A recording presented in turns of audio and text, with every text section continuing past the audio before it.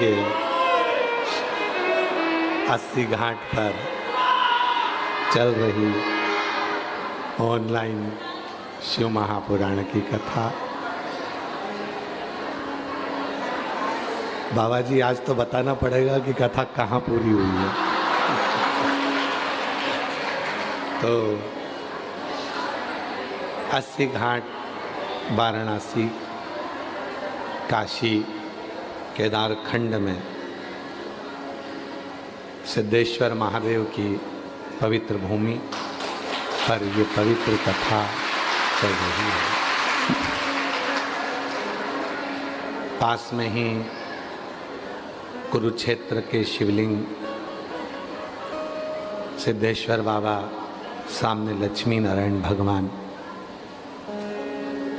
इस पवित्र कथा के साक्षी बने हैं। कथा मंडप में व्यासपीठ और इस पवित्र कथा को संपूर्ण काशी में बाबा विश्वनाथ जी की कृपा लेकर विराजमान जगत गुरु 1008 श्री संतोषाचार्य जी महाराज सतुआ बाबा जी, एक बार जोरदार ताली बजाकर उनके लिए साधु का।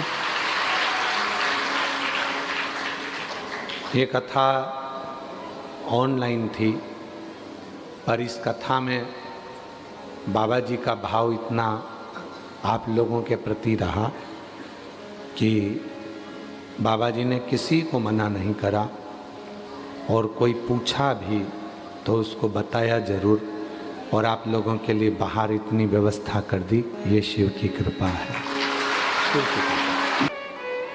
माँ पार्वती जी ने पूछा एक बार देवाधिदेव महादेव से, अमृत कहाँ मिल सकता है? अमृत प्राप्ति का केंद्र बिंदु क्या है?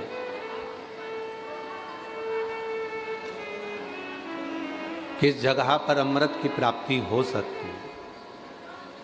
आज कथा का विराम दिवस है, थोड़ा सावधानी से कथा सुनिएगा। कहते हैं मेहमान घर से जाते हैं तो बच्चों के हाथ में कुछ देकर जाते हैं, और कुबेरेश्वर बाबा की ये शिव पुराण जिस दिन विदा लेती है उस दिन आपकी झोली में कुछ ना कुछ डालकर जरूर जाती है।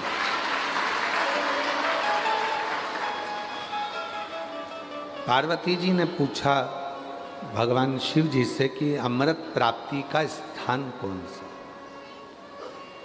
अमृत कहाँ मिल सकता है? तो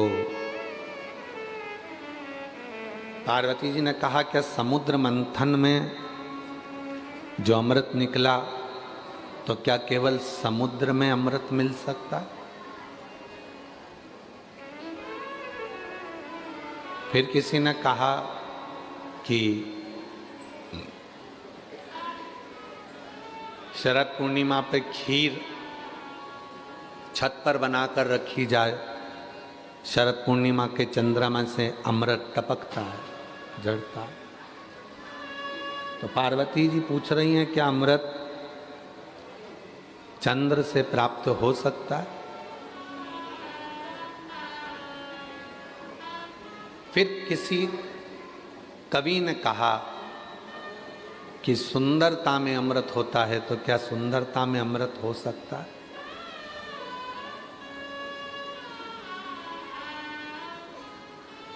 शिव जी मुस्कुराए और भगवान देवाधिदेव महादेव ने मुस्कुराकर पार्वती जी को उत्तर दिया। जिंदगी में धर्म पत्नी अगर कोई प्रश्न करती है तो उसका उत्तर पति को हमेशा मुस्कुरा के ही देना चाहिए। कारण मुस्कुराकर यदि उत्तर दिया जाता है तो उसमें कहीं विवाद नहीं होता, और अगर चिढ़कर उत्तर दिया जाता है तो उसमें विवाद खड़ा हो जाता है, बहुत विवाद होता है। कुछ पूछा है, आप उत्तर दो। अर्धांगिनी है तुम्हारी, पत्नी है तुम्हारी, पूछ सकती है, तुमसे प्रश्न कर सकती है, तो तुमको उत्तर तो देना चाहिए।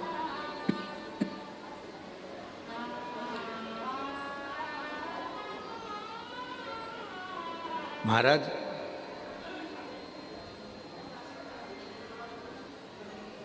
रामचरितमानस मनुष्य को जीना सिखाती है, श्रीमद् भागवत मनुष्य को मरना सिखाती है, और शिव महापुराण की कथा संसार में जन्म लेने के बाद जिंदगी कैसे जीना चाहिए, ये शिव महापुराण की कथा बताती है। भागवत बताती है कि मृत्यु कैसी होना चाहिए।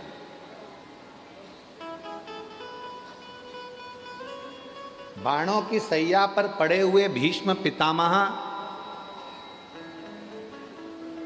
भगवान कृष्ण उनसे मिलने के लिए आते हैं और भीष्म पितामह से कहते हैं कि अब तुम अपने प्राणों को त्यागते क्यों नहीं हो, तुम मरते क्यों नहीं हो, प्राण क्यों नहीं छोड़ते।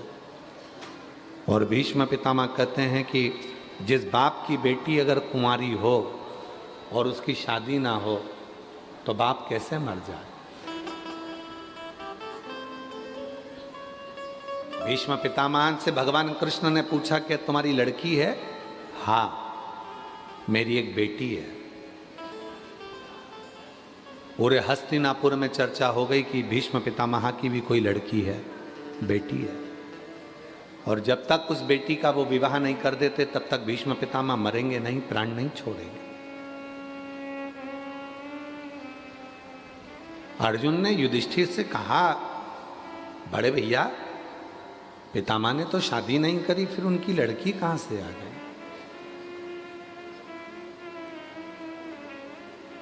पांडव एकत्रित हुए,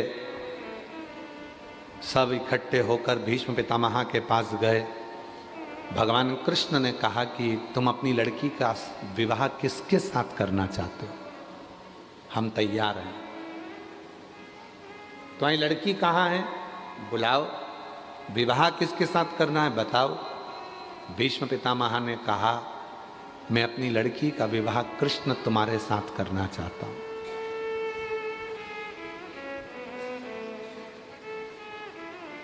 भगवान कृष्ण बोले, लड़की तो मैंने देखी नहीं, तो विवाह क्यों करूंगा। भीष्म पितामह मुस्कुरा कर बोले, जित्तों से शादी करी 16,108 से, किसको देखा था तुमने? 16,108 में से कितनी लड़कियों को तुमने देखा जिनसे तुमने शादी करी? तो एक शादी और बिना देखे कर लो। द्वारकाधीश ने कहा, ठीक है, मैं तुम्हारी लड़की से शादी करने को तैयार हूं, लाओ, बुलाओ तुम्हारी लड़की को, बेटी को। भीष्म पितामह कहते हैं कि कन्या को देखकर मुकर मत जाना, बाद में ये मत कह देना कि मैं इससे शादी नहीं करूंगा। तुम शादी करोगे और मैं अपने प्राणों को कन्यादान कर कर छोड़ दूंगा। मेरी लड़की इधर उधर भटके ना, बाद में मेरी लड़की को दुख ना हो। कृष्ण मुस्कुरा कर बोले, ठीक है, मैं वचन देता हूं कि तुम्हारी लड़की को दुख नहीं आने दूंगा, तुम्हारी लड़की से मैं शादी करने को तैयार हूं। बाणों पर सैया पर पड़े हुए भीष्म पितामह अब कृष्ण से कहते हैं, मेरी बुद्धि रूपी बेटी का विवाह मैं तेरे साथ में करना चाहता हूं। अपनी बुद्धि, ये भी एक बेटी है,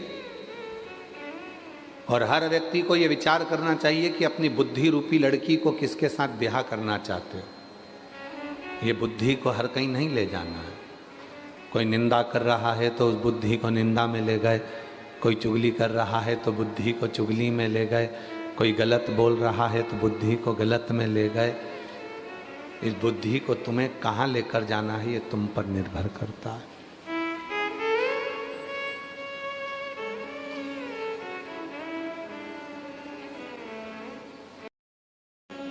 बंसल जी, आज के समय में ये जितने भी श्रोता बैठे हैं और जितने बाहर बैठे हैं और जितने ऑनलाइन सुन रहे हैं अपने अपने घरों में बैठकर, मोबाइल पर, व्हाट्सएप पर, इंस्टाग्राम पर, फेसबुक पर, जितने भी सोशल मीडिया पे सुन रहे हैं, मैं एक एक श्रोताओं से, जितने टीवी पर सुन रहे हैं और जितने यहाँ सुन रहे हैं, मैं सबको खड़े होकर पूछ सकता हूँ कि आपने कहाँ तक पढ़ाई करी है।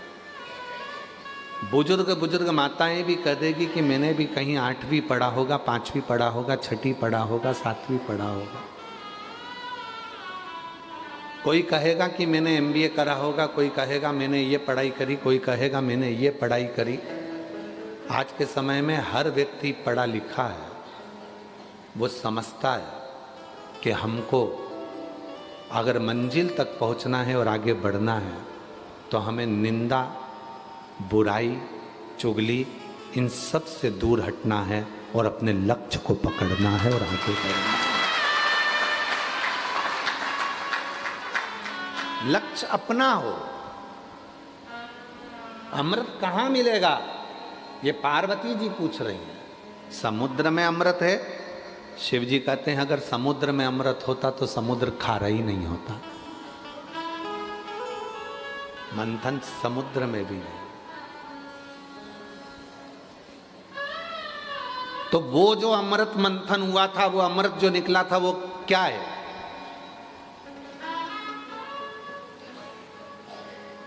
शिव जी ने कहा वो तो विचारों का मंथन है। और विचारों का जब मंथन होता है तो उसमें जो अमृत निकलता है वो जीवन को सुख देता है। आज हम एक बात इस व्यासपीठ से, काशी की भूमि से कहना चाहेंगे। प्रत्येक पति और पत्नी को अपने कमरे में आने के बाद मोबाइल को टेबल पे साइलेंट कर कर पटक देना चाहिए।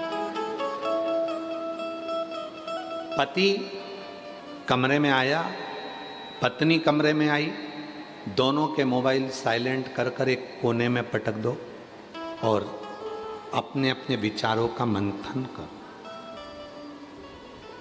पत्नी के पास बहुत सारी बातें हैं जो तुमसे कहना चाहती है, पर तुम ऐसे हो कि उसकी बातों को सुनना ही नहीं चाहते। पति कहते हैं ये निंदा करेगी, बुराई करेगी अपनी सास की, ससुर की, परिवार की। ठीक है, किससे कहेगी? वो अपना मन हल्का करने के लिए अपने पति से ही तो कहेगी। अगर पड़ोसी से कहना चालू कर देगी तो तुमको काली मिर्ची लग जाएगी। कहेगी तो पति से। किससे कहेगी? वो कहेगी तो पति से। अपने केवल मंथन समुद्र का नहीं हुआ, मंथन विचारों का हुआ। विचारों का मंथन।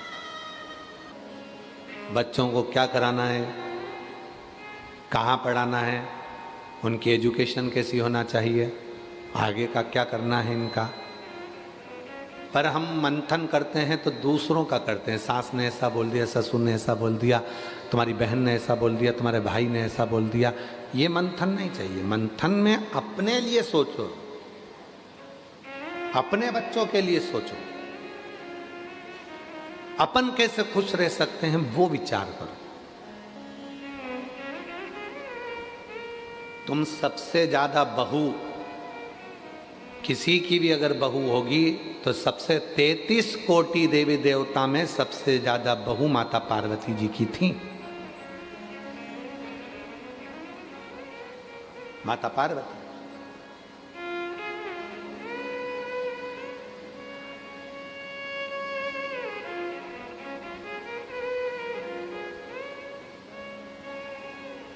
कई माताएं कह देती हैं कि हम हमारी बहू को निभा रहे हैं, बहुएं कहती हैं हम हमारी सास को निभा रहे हैं। मेरी जीजियों, कोई किसी को नहीं निभा रहा, समय चक्र निभा कर चल रहा है और तुम उस परिधि के अंदर चल रहे हो। निभाना किसको कहते हैं? कभी विचार करना माता पार्वती जी की बहुओं को देखकर।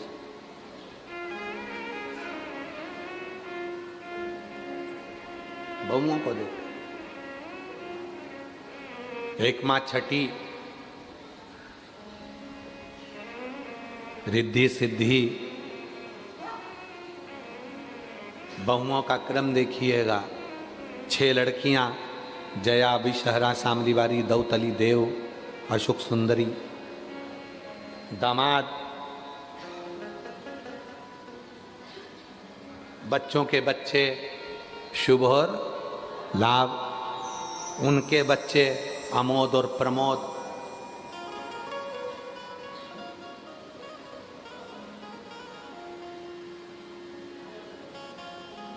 फिर उनके बच्चे आनंद और कीर्ति दादा परदादा बनकर भी अपनी बहुओं को निर्वाह कर रही है मां। क्यों? क्योंकि मंथन पति और पत्नी में है, विचारों का, तो वहां विवाद नहीं होता। आपके यहाँ विवाद किस बात का होता है? विवाद का कारण क्या है आपके यहाँ? विवाद का कारण यह है कि मंथन आप दूसरों का कर रहे हो। पापा ने ये बोल दिया, मम्मी ने ये बोल दिया, उसने ये बोल दिया, उसने वो बोल दिया। मंथन अपना करो ना। कल अपने को क्या करना है, आगे कैसे बढ़ना है, बच्चों को एजुकेशन कराना है तो उसकी लाइन पकड़ाना है, उसको वो पढ़ना चाहता है, उसको पढ़ाना है। मंथन करो कि कल कमाई कैसे करेंगे, बच्चों को कैसे पढ़ाएंगे। मंथन वो नहीं है कि अपनी हिम्मत को हार देना, विष निकाल लेना, इसको मंथन नहीं कहा गया।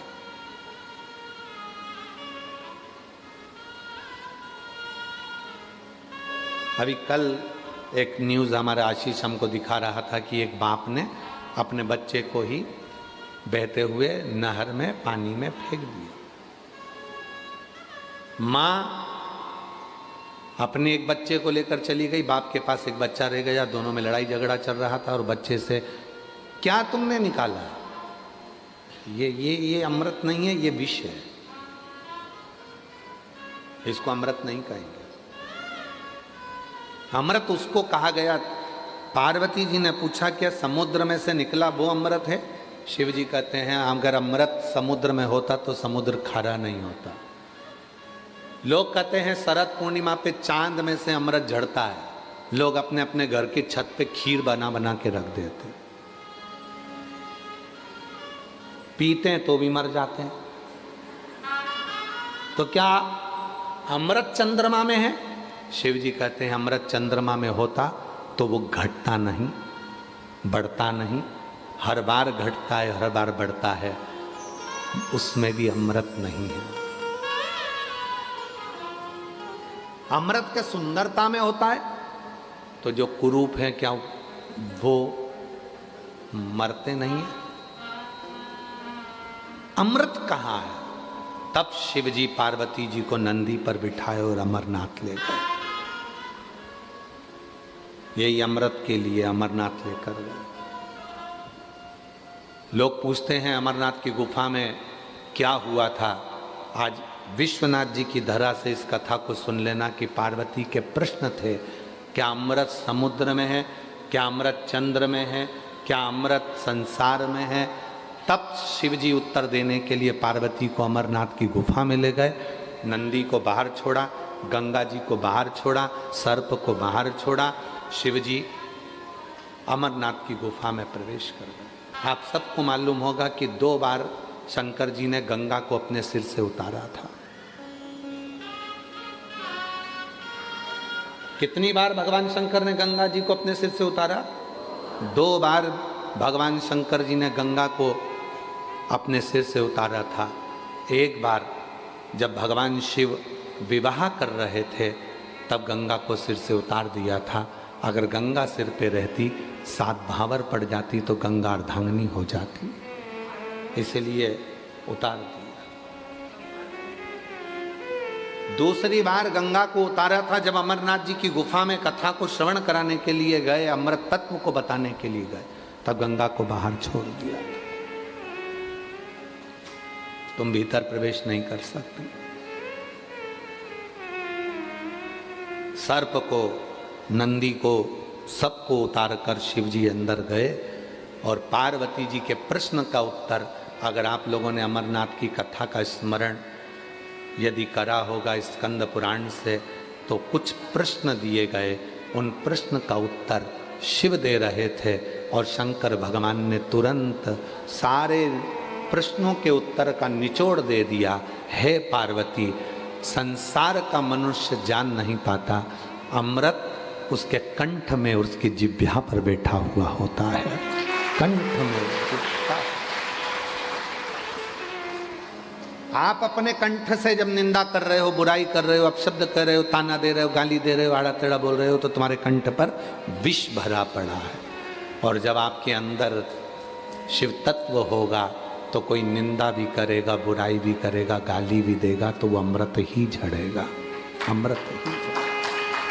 उसमें कुछ दूसरा झड़ना ही नहीं है।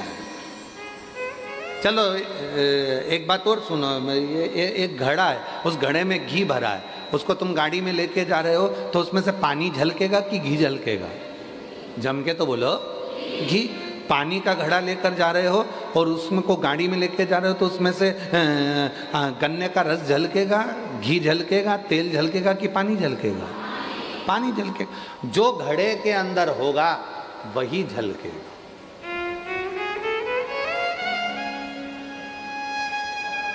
आज हमारे बीच में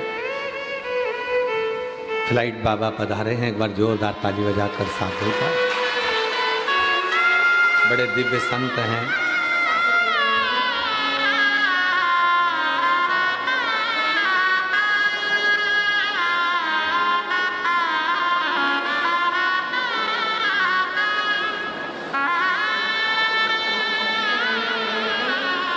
फ्लाइट बाबा बड़े दिव्य संत हैं।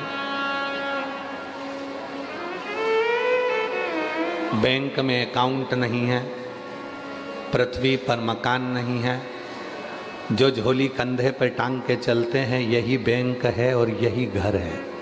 एक बार जोरदार ताली बजाएं तो ये साथ।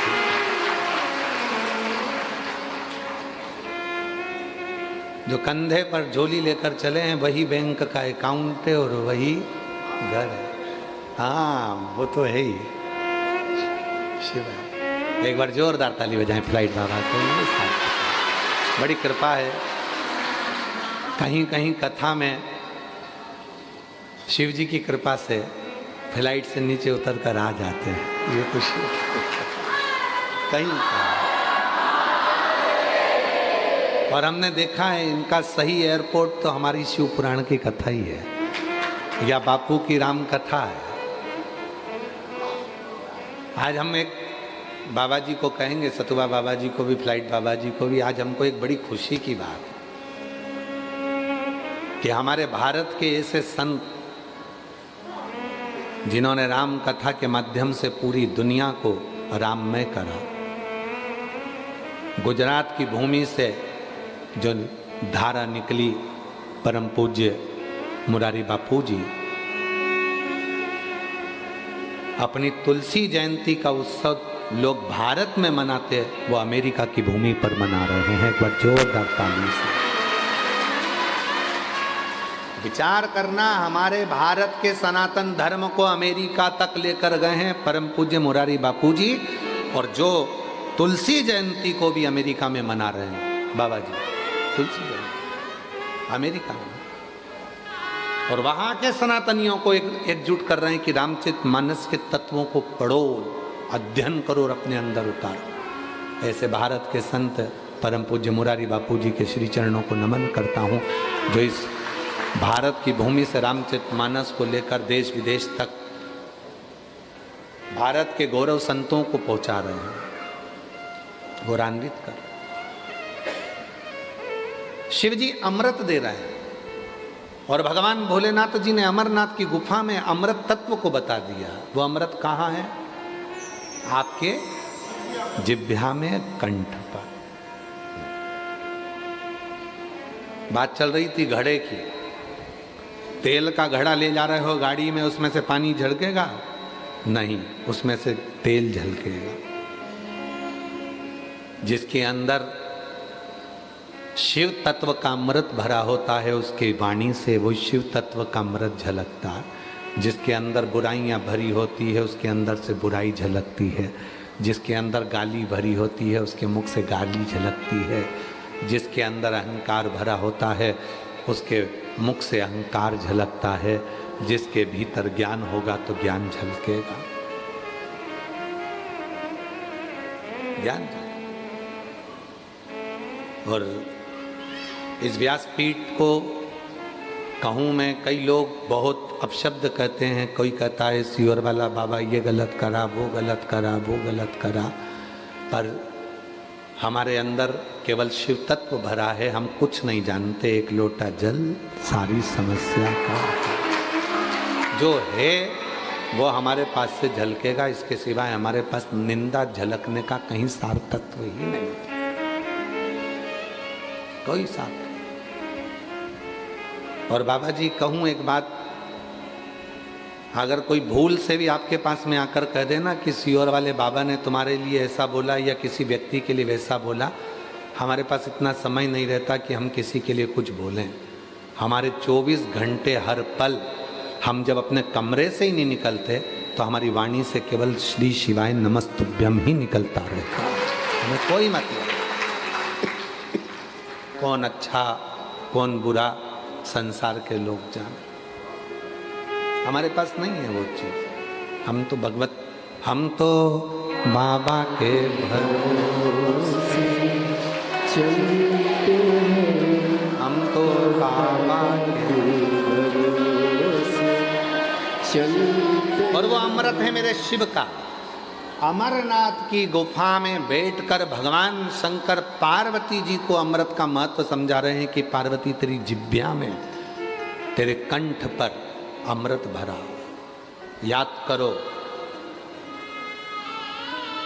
दुनिया के लोगों ने माँ काली का स्वरूप का दर्शन किया, चंदन दिया, माँ काली का दर्शन किया। दुनिया के लोग क्या कहते हैं, माता ने अपने पति के ऊपर लात रखी और जिह्वा बाहर निकाली।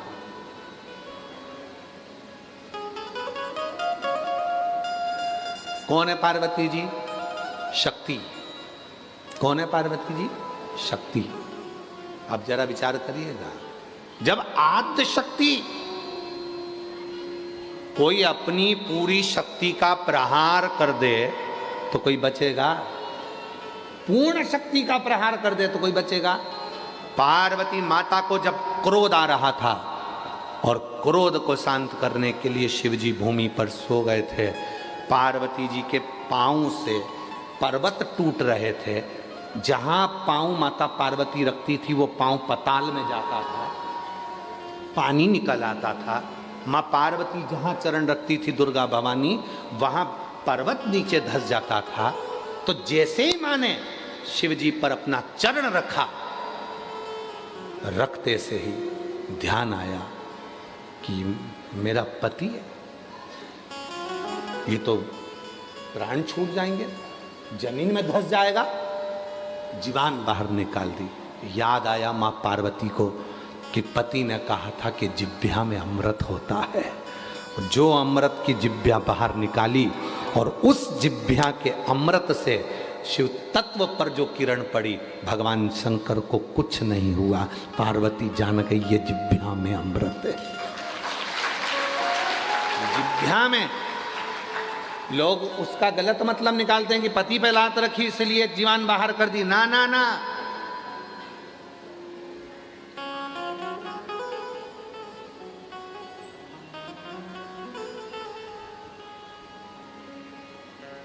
एक मातृत्व प्रेम किसको कहते हैं? छिन्नमस्ता माता का कभी नवरात्रि में आप लोग कभी स्मरण करें, देवी भागवत का पाठन करें, पढ़ाई करें, तो उसमें आपको आएगा शिव जी ने जब एक बार बहुत विष को धारण कर लिया था तो शंकर भगवान को भी माता पार्वती ने स्तनपान करा दिया, विष को समाप्त करना। अमृत कहाँ है? अमृत है हमारी जिह्वा में, अमृत है हमारी वाणी। और वाणी ऐसी जो मन का आपा खो,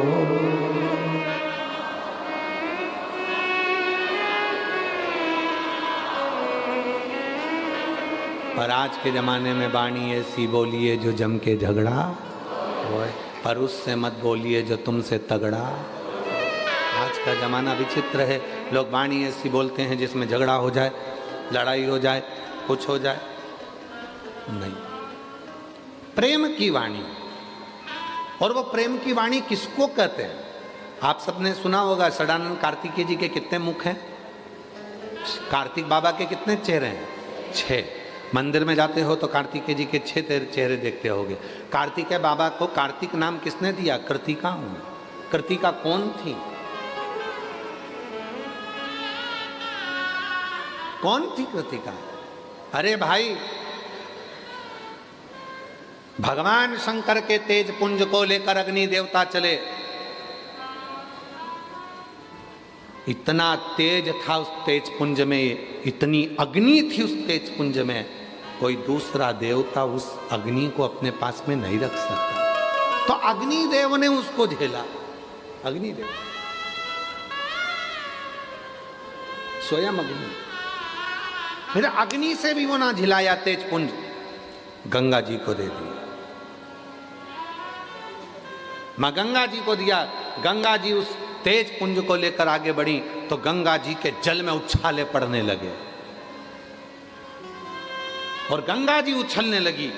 कहते हैं घाटों को गंगा जी ने छोड़ दिया, इतनी उछली मां गंगा, इतनी उछली। गंगा जी ने उस तेज पुंज को देखकर विचार करा क्या करें हम इसका। तो गंगा जी ने 6 धार बना दी, 6 धार, 6 स्वरूप बना दी। वो 6 स्वरूप एक वन में आ गए, घाट पे किनारे लग गए। पूछा अब क्या होगा इन 6 बच्चों का, क्या होगा? और शास्त्र क्या कहता है? तारकासुर को मारने के लिए तारकासुर ने जो वर मांगा था कि मैं मरूं तो शिव जी के पुत्र के द्वारा मरूं, पर वो पुत्र भी कितने दिन का होना चाहिए? कितने दिन का पुत्र होना चाहिए? महाराज पद्म पुराण कहती है, ब्रह्म वैवर्त पुराण कहती है, शिव महापुराण वर्णन करती है, लिंग पुराण कहती है, नर्मदा पुराण कहती है, स्कंद पुराण कहती है कि तारकासुर ने वर मांगा कि मेरे प्राण छूटें तो शिव जी के पुत्र के द्वारा छूटें, और वो पुत्र भी कितना बड़ा होना चाहिए? 7 दिन का। कितने दिन का? बच्चा 7 दिन का होना चाहिए जो मेरे को मारेगा, वो बच्चा 7 दिन का होना चाहिए जो मेरे प्राणों को छुड़ाएगा। शिव महापुराण, भागवत पुराण, ऐसी कई पुराणे हैं जिनको 7 दिन में पूर्ण करा जाता है। क्यों? क्योंकि 7 दिन की कथा हमारे 7 दिन के कार्तिकेय की लीलाओं का गुणगान करती है और हमारे भीतर के अहंकार को, आसक्ति को, काम को, लोभ को, वासना को, तृष्णा को समाप्त करती है। 7 दिन। इसीलिए कहा जाता है शिव पुराण कितने दिन की है? यहाँ कितने दिन की है? आज कौन सा दिन है? 7वां। 7 दिन की। भागवत कितने दिन की होती है? 7 दिन। जीवन कितने दिन का है? अपना और हमारा, आपका 7 दिन का। आप और हम पैदा कितने दिन में हुए? 7 दिन में। कोई रविवार, कोई सोमवार, कोई मंगल, कोई बुध, कोई गुरु, कोई शुक्र, कोई शनि, कोई रविवार, ऐसे 7 दिन में पैदा हुए। मरोगे कौन से दिन में? यही 7 दिन में।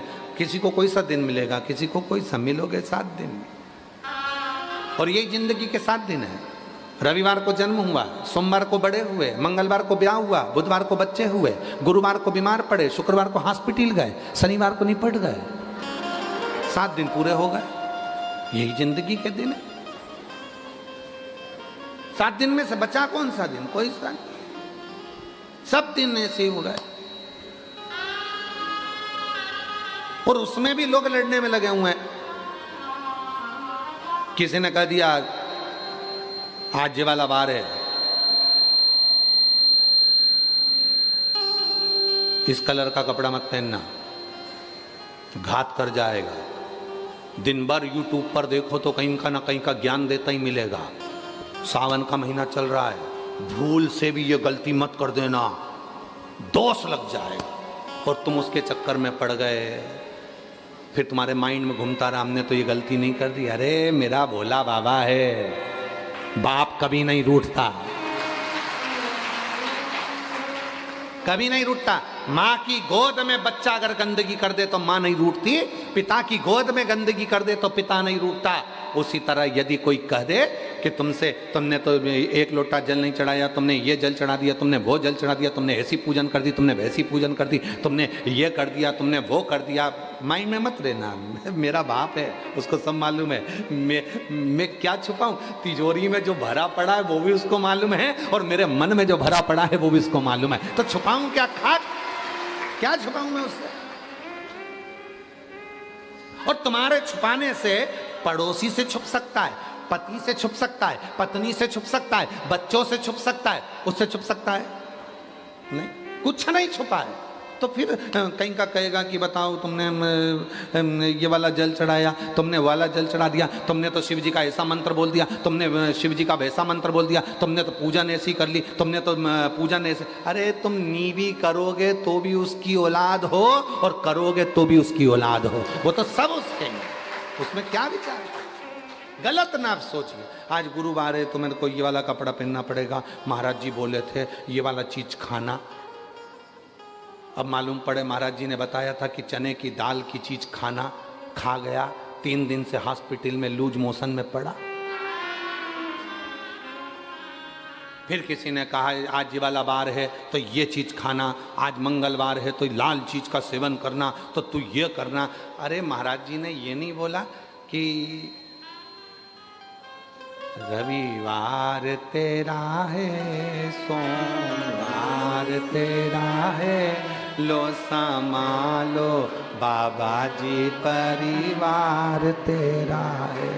रविवार तेरा है, सोमवार तेरा है, अच्छा सोमवार, मंगलवार तेरा है, बुधवार तेरा है, गुरुवार तेरा है, शुक्रवार तेरा है, शनिवार तेरा है, परिवार तेरा है, लो संभालो बाबा जी परिवार तेरा।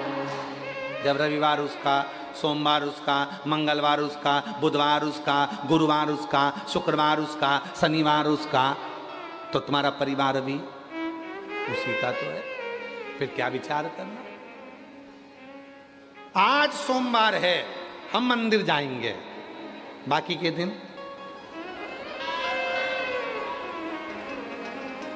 दिन होटल में मेरा नाम चिन चिन चू, बाकी के दिन होटल में यही काम करेंगे।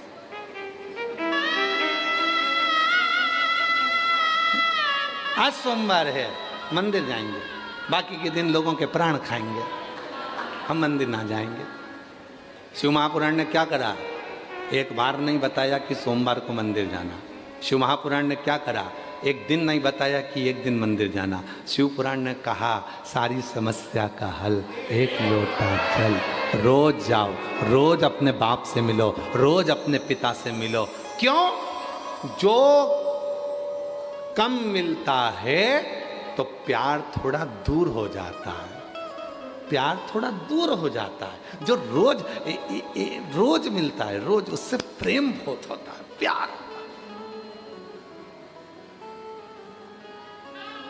और तुझसे मिलने के लिए तेरी कसम, तुझसे मिलने के लिए तेरी कसम, एक मुलाकात जरूरी। चलो उत्तर देना जितने भी बैठे हो, बाहर अंदर रोड पर जितने बैठे हो, और जितने आस्था चैनल पे कथा सुन रहे हो, जिससे प्यार हो जाता है उसका फोन का इंतजार रोज होता है कि हफ्ते में एक बार होता है? अरे जम के तो बोलो, मतलब तुम सबने प्यार किया है पक्का? जिससे प्यार हो जाता है उसके फोन का इंतजार रोज होता है। 4 बजे फोन आएगा, 4 बजे फोन आएगा, इंतजार रहता है। और जब तुम बाबा से, विश्वनाथ जी से, शंकर जी से, मेरे भोले बाबा से जब तुम प्यार कर बैठते हो, रोज एक लोटा जल चढ़ाते हो, रोज जाते हो, तो उसको भी तुम्हारे एक लोटे जल का इंतजार होता। आती होगी, आती होगी, आती होगी, आती होगी, उसको इंतजार रहता है। वो आएगा, वो आएगा, वो आएगा, उसको इंतजार है।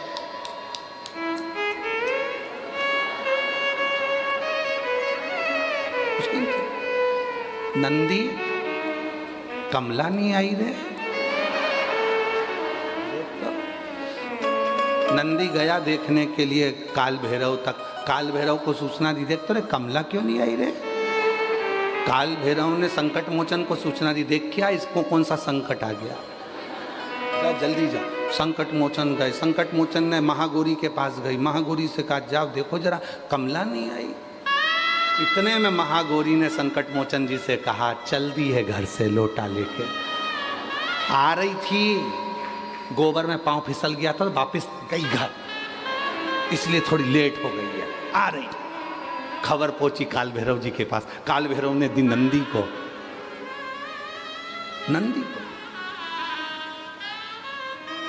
नंदी ने जाकर विश्वनाथ जी से कहा, चिंता मत करो, निकल गई है, आ रही है, आ रही है। और जब वो बुलाता है, सारे रास्ते क्लियर कर देता है, चल जाता है। नौकरी करने के लिए कितने लड़के लड़कियां बैठे हैं जो अप्लाई करते हैं? जो नौकरी के लिए अप्लाई कर रहे हो आप लोग, तो नौकरी करने वाले लड़का लड़की फॉर्म भरते हैं। जब रेलवे की नौकरी निकलती है, शिक्षक की नौकरी निकलती है, पुलिस की नौकरी निकलती है, आर्मी की नौकरी निकलती है, सारी पीडब्ल्यूडी की नौकरी निकलती है, गवर्नमेंट की जितनी नौकरियां निकलती हैं उसके लिए लाखों फॉर्म भराते हैं बाबा जी, लाखों फॉर्म भराते हैं। क्या सबका सिलेक्शन हो जाता है? जम के बोलो नहीं। लाखों में से कुछ हजार, हजार में से भी फिर 100, 200, 500 उनका सिलेक्शन होता है। आप खुश होना, काशी में मुस्कुराना कि इतनी सारी काशी भरी पड़ी है, पर उसमें से कथा सुनने का सिलेक्शन हमारा हुआ है। सिलेक्शन, और ये नौकरी पक्की हो गई, तनख्वाह उसकी चालू हो गई, 3 महीने बाद मिलना प्रारंभ। जिसने कथा सुनी, बाहर सुनी, अंदर सुनी, कहीं पर भी बैठकर, सोशल मीडिया में, मीडिया में, टीवी पर, कहीं पर बैठकर सुनी, तुम्हारी तनख्वाह पक्की हो गई, निश्चित।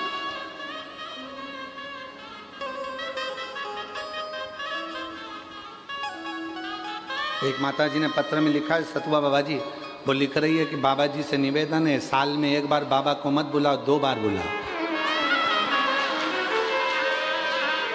अरे हमने तो कल भजन करा था, उसमें बोला था, विश्वनाथ जी हमारा घर भी बना दे तो क्या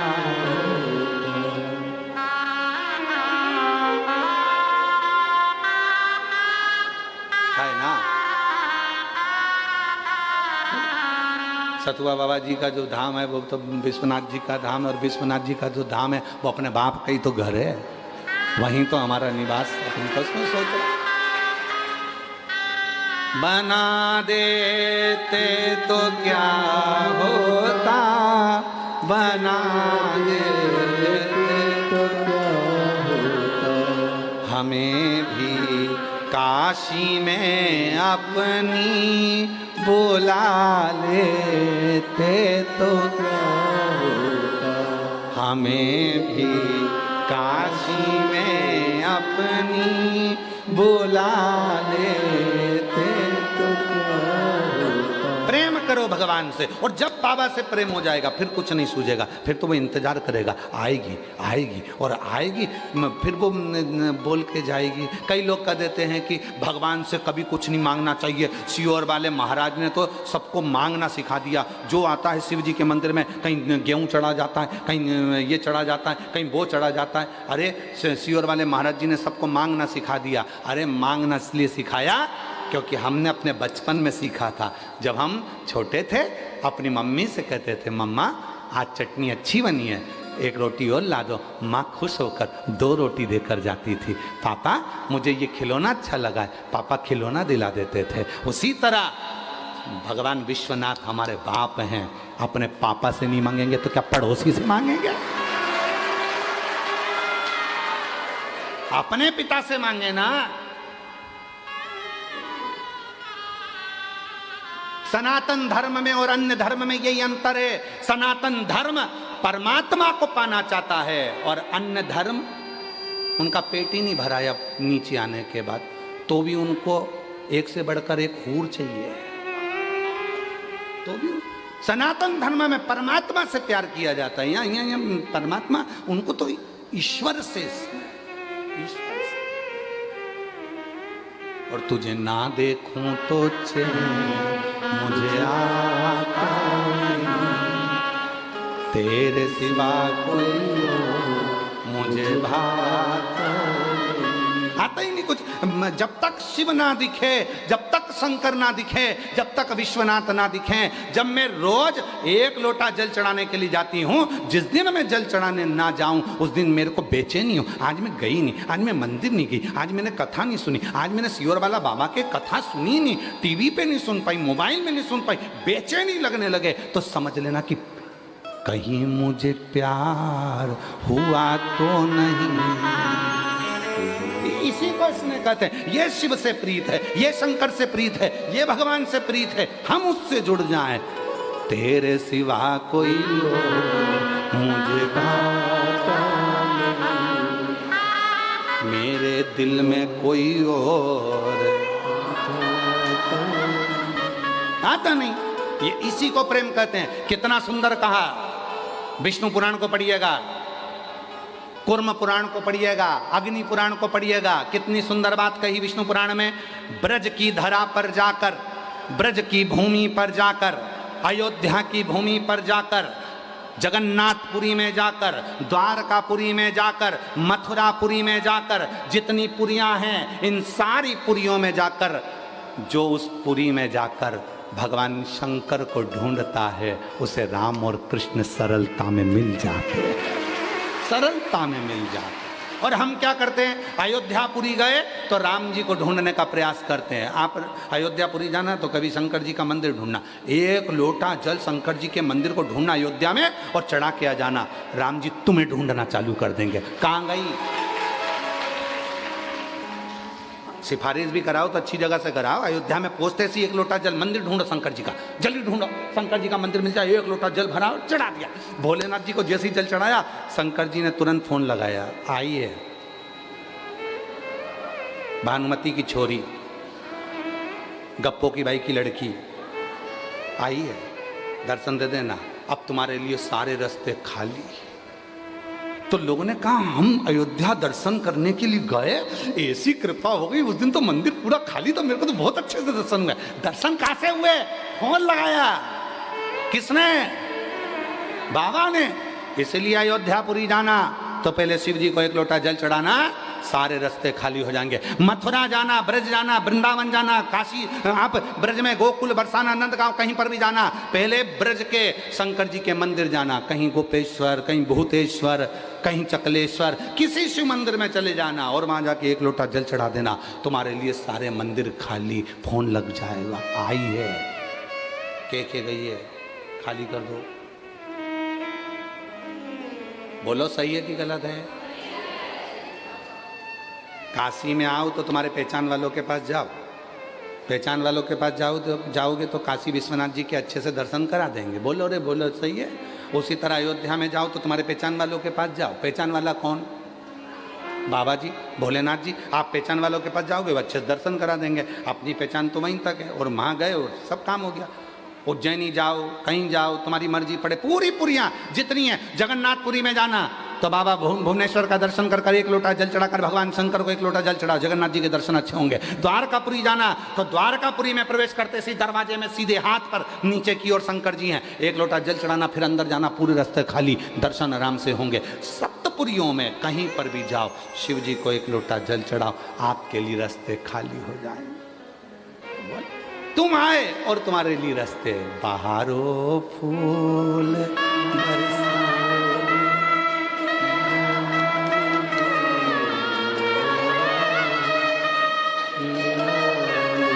अरे मेरा बाबा का भक्त आया है, मेरे बाबा। आगे क्या? रागनी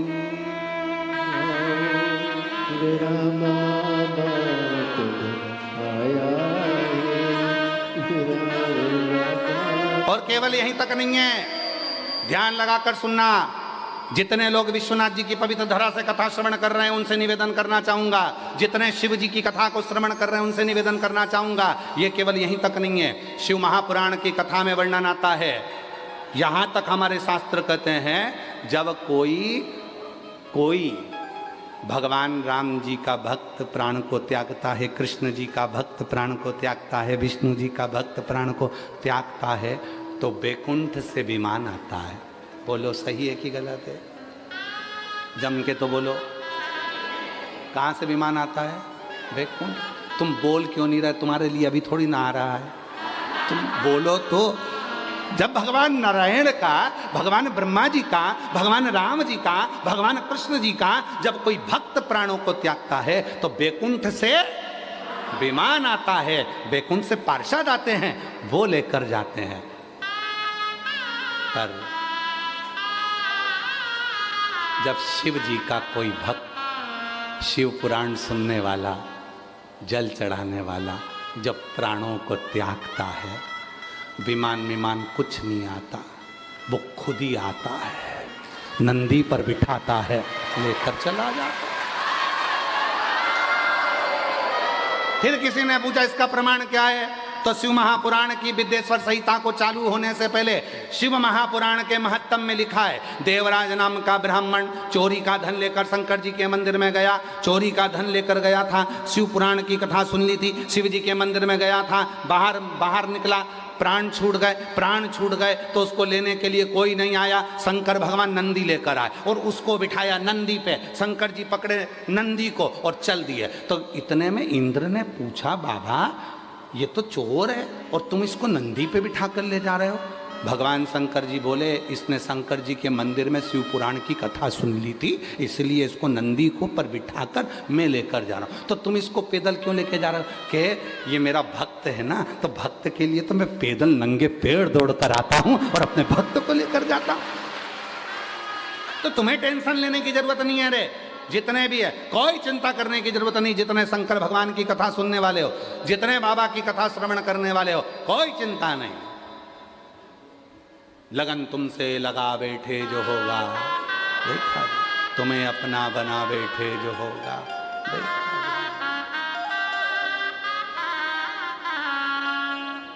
हमें उससे लगन जोड़ी है, हमने उससे प्रीत जोड़ी है, उससे प्रीत। अब तारकासुर कह रहा है कि 7 दिन के बच्चे से भगवान शंकर के पुत्र हों, 7 दिन के हों, वो मुझे मारे।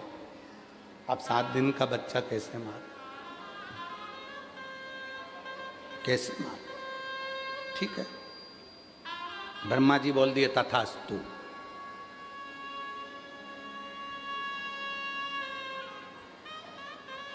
तथास्तु। कभी कभी श्राप मिलता है तो उसकी भी लोग मिठाइयाँ बंटवाते हैं। चंदन भैया, श्राप मिलता है उसकी भी मिठाई बंटती है। किसने बंटवाई थी? श्राप मिलने के बाद मिठाई किसने बंटवाई थी? बताओ, उत्तर दो। चलो, काशी में बैठे हो सब, बड़ी शानदार आनंद के साथ उत्तर दो। श्राप लगा और उसके बाद मिठाई बंटवाई थी, कौन थे वो? ना राजा दशरथ। राजा दशरथ जिनके घर में संतान नहीं थी, मृगा करने के लिए गए थे श्रवण कुमार के माता पिता को। श्रवण कुमार को बाण लग गया था, श्रवण कुमार को बाण लगा था और उनके माता पिता ने क्या श्राप दिया था? मैं अपने पुत्र के वियोग में प्राणों को त्याग रहा हूं। सुनो अवध नरेश, तुम्हें भी अपने पुत्र के वियोग में प्राण त्यागना पड़ेंगे। दशरथ जी ने आकर मिठाई बंटवाई, मेरे यहाँ तो बच्चे का चांस ही नहीं था। अब संत बोले हैं कि पुत्र के वियोग में प्राण त्यागोगे मतलब बच्चा तो होगा, संतान तो होगी, निश्चित है। बंटवाओ जरा मिठाई बंटवाओ, भले मर जाऊंगा पर लोग ये तो नहीं कहेंगे ना कि औलाद नहीं थी। वो संत ने कहा मैं पुत्र के वियोग में प्राण त्याग रहा हूं, तो तुम्हें भी पुत्र के वियोग में प्राण त्यागना पड़ेगा। मिठाई बंटवा, पूरे अयोध्या में मिठाई बंटवा। तो लोगों ने पूछा मिठाई किस बात की है? तो क्या आज श्राप लगा है? और कितनी सुंदर बात है बाबा जी, कितनी सुंदर बात है। जब कोई गाली दे, आप शब्द कहे, ताना दे, समझ लेना कि तुम्हारी उन्नति की सीढ़ी पे तुम चढ़ चुके हो, चढ़ चुके। दशरथ जी ने कहा मिठाई बंटवाओ, सब दूर, और सब दूर मिठाइयाँ बटी, सब। क्योंकि दशरथ जी को मालूम पड़ गया था मेरे घर में औलाद जरूर आएगी, पुत्र आएगा, पुत्र आएगा। अब उसके याद में मुझे प्राण त्यागना पड़ेंगे, ये भी पक्का है। पर अब आस की ज्योति तो जल गई ना कि आएंगे राम। अब ये तो हो गया ना कि आएंगे, ये तो पक्का आएंगे। और आए भगवान श्री राम आए, जिनके वियोग में दशरथ जी के प्राण गए। तो कोई अगर तुमको कुछ कह रहा है, तारकासुर ने मांगा मेरे को 7 दिन का बालक मारे भगवान शिव जी का, तो मैंने कहा ठीक है ये भी चलेगा, कोई दिक्कत वाली बात नहीं, टेंशन मत लो। आजकल की औलादे तो एक्सपर्ट पैदा हो रही है।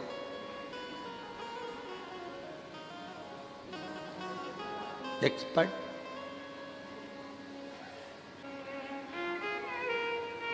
शिव कथा कह रही है।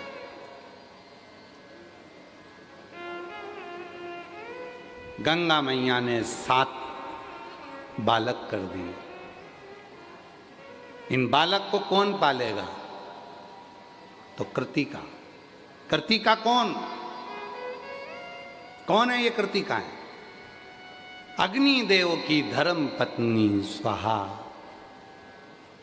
एक बार अग्निदेव का ध्यान सप्त ऋषियों की पत्नी की ओर गया, उनकी सुंदरता को देखा तो स्वाहा से कहा कि सप्त ऋषियों की पत्नियां इतनी सुंदर हैं। उनका गुणगान जैसे ही सुना, स्वाहा ने सप्त ऋषियों की पत्नी का रूप रखा और अपने पति अग्निदेव के पास गए। एक एक ऋषि की पत्नी का रूप रखकर जब अग्निदेव के सामने स्वाहा प्रकट होती है, केवल सप्त ऋषियों में से एक थी अरुंधति, जिसका रूप स्वाहा नहीं रख पाई थी। अरुंधति का रूप स्वाहा नहीं रख पाई, क्योंकि अरुंधति सप्त ऋषियों की एक ऋषि की ऐसी धर्म पत्नी थी, वो अरुंधति की भगवान शिव की उपासक थी। और शंकर का जो उपासक होता है, शिव का जो उपासक होता है, ना तो उसके जैसी नकल करी जाती है, ना उसके जैसी अकल आ पाती है, ना उसके जैसे विचार आ पाते हैं। आप बुराई कर सकते हो, निंदा कर सकते हो, गाली दे सकते हो, पर उसके जैसी भीतर शांति शीतलता नहीं ला सकते। अरुंधति का रूप अग्निदेव की धर्मपत्नी स्वाहा नहीं रख पाई। शिव की साधक थी अरुंधति, शिव की उपासक थी, रूप ही नहीं रख पाए।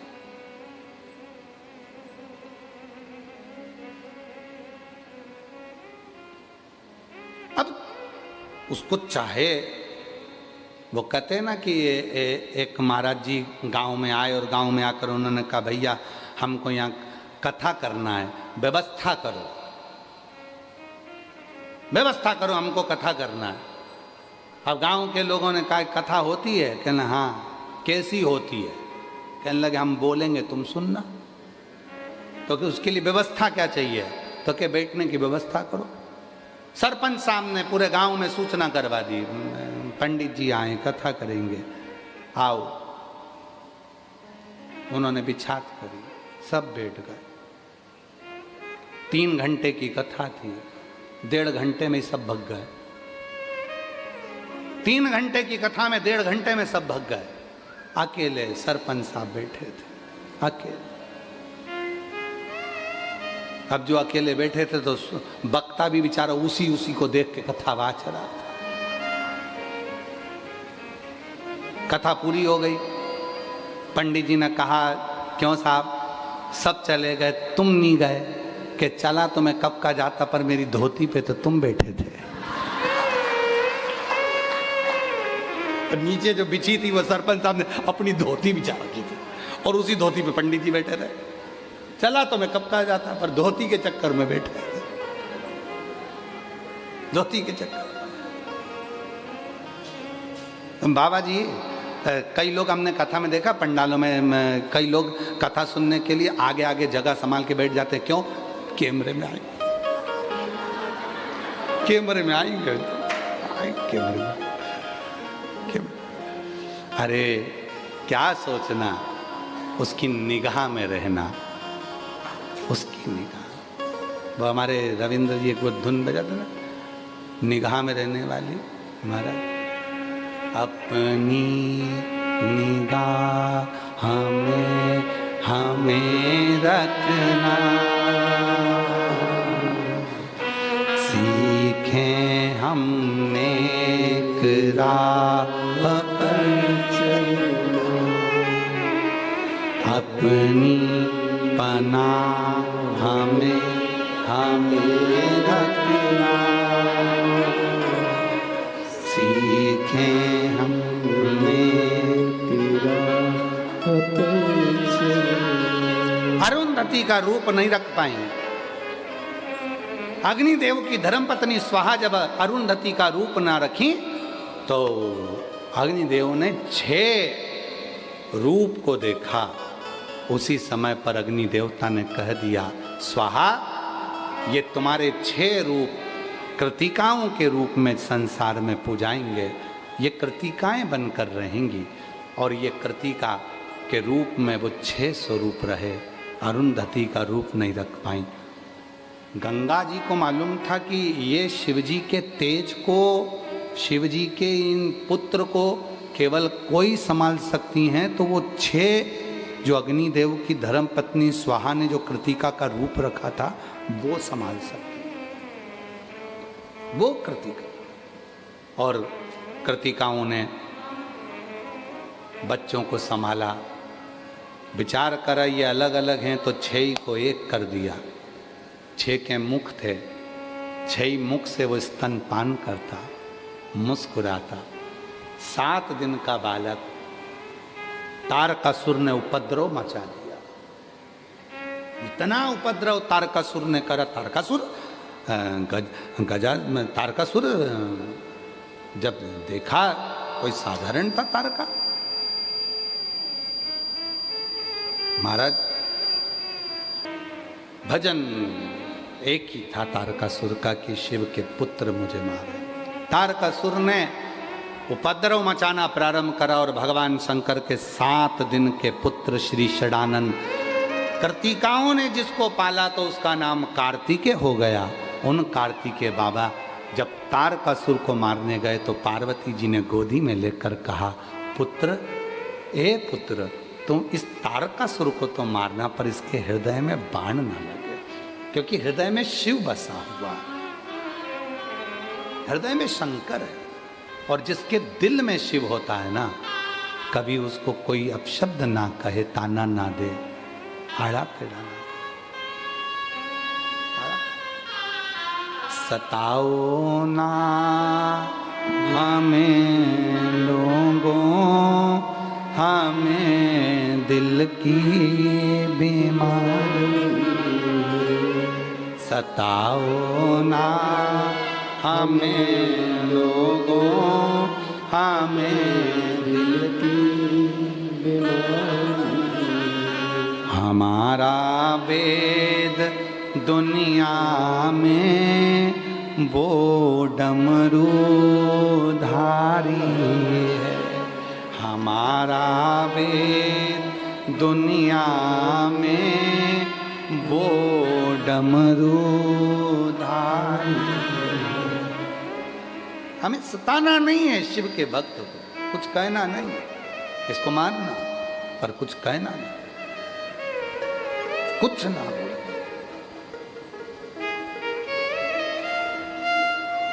कुछ नहीं। महाराज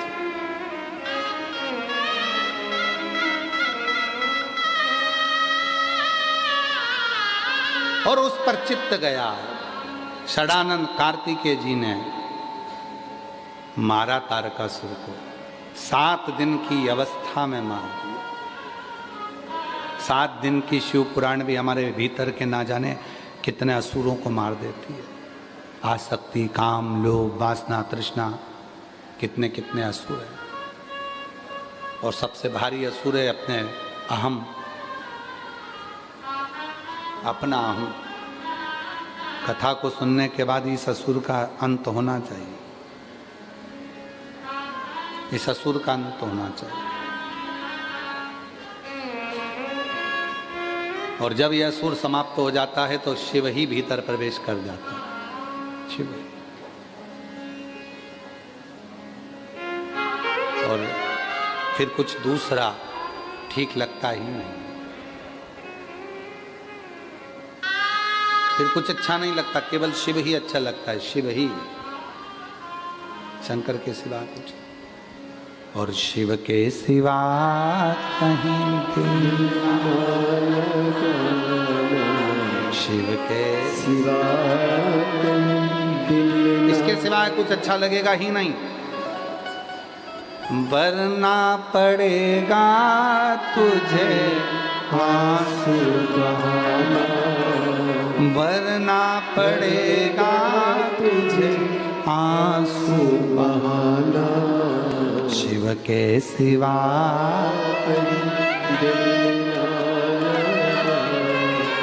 शिव के सिवा। और सुने, लिंग पुराण का एक चरित्र सुने। एक शिव भक्त अपने प्राणों को त्यागा जा रहा था, यम के दूत उसको पकड़ लिए, कहा इसको तो नरक भोगना पड़ेगा। शिव के भक्त अपनी अड़भंगा में जले जा रहा था, इसको तो नरक भोगना पड़ेगा, इसने झूठ बोला, प्रपंच करा, छल करा, बेईमानी करी, कपट करा, सब कुछ करा, नरक भोगना है इसको। शिव का भक्त जा रहा था, वो बिल्कुल नहीं सोच रहा था, चले जा रहा। सामने आ गई बैतरणी, एक ऐसी नदी रक्तपीप से भरी पड़ी, उसको पार करना बड़ा कठिन है। जो दान करा होता है उसी से पार होते हैं। आपने क्या दान करा वो वहां मिलेगा बैतरणी पर। एक कथा आती है, एक बुढ़िया थी, जिंदगी में कभी उसने कुछ नहीं दान करा था, कभी नहीं दान करा कुछ भी। एक दिन बैठ के वो दरवाजे के बाहर बैठी थी, छोटा सा घर था, बाहर बैठी थी अकेली, गाजर खा रही थी। इतने में सामने से एक कोई मांगने वाला, कोई भिक्षुक आ गया, माँ बहुत भूखा हूं, कुछ दे दे। माँ ने गाजर की टोकनी को पीछे छुपा लिया। माता भिक्षाम दे, भूख लगी है, कुछ दे दे, बहुत भूखा हूं। माता ने देखा कि ये तो मेरी गाजर को ही देखे जा रहा। माँ ने दान नहीं दिया। फिर कहा माँ बहुत भूखा हूं। मांगने वाले ने देख लिया था, 4-6 गाजर रखी है डलिया के अंदर, एक आध दे देगी उठा के। माँ बहुत भूख लगी है, दे दे। बुढ़िया बहुत गुस्से वाली, यहीं खड़ा हो गया, जा ही नहीं रिया। गाजर गाजर गाजर, और बुढ़िया खा रही थी गाजर, उसको और 4-6 बार खा गई, और 4-6 बार खा गई, और नीचे नीचे का ठूठ उसके कटोरे में डाल दिया, ले खा ले, जा पीछा छोड़ मेरा, खाने भी नहीं देगा।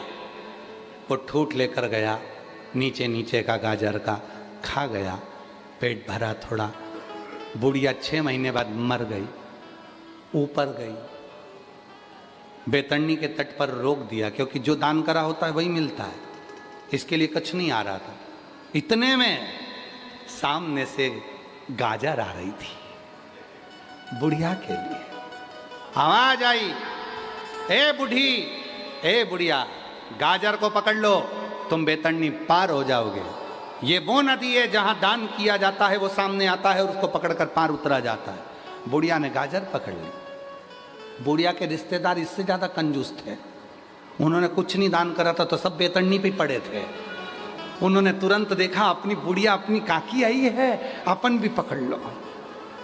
उन्होंने गाजर पकड़ ली, रिश्तेदारों ने, उन्होंने देखा ये तो मेरी देवरानी, ये जेठानी, ये मेरी मौसी, ये मेरी मामी, ये मेरे रिश्तेदार, ये मेरी बुआ, सब आई, सबने पकड़ ली। अपनी बहन की गाजर है, पकड़ो।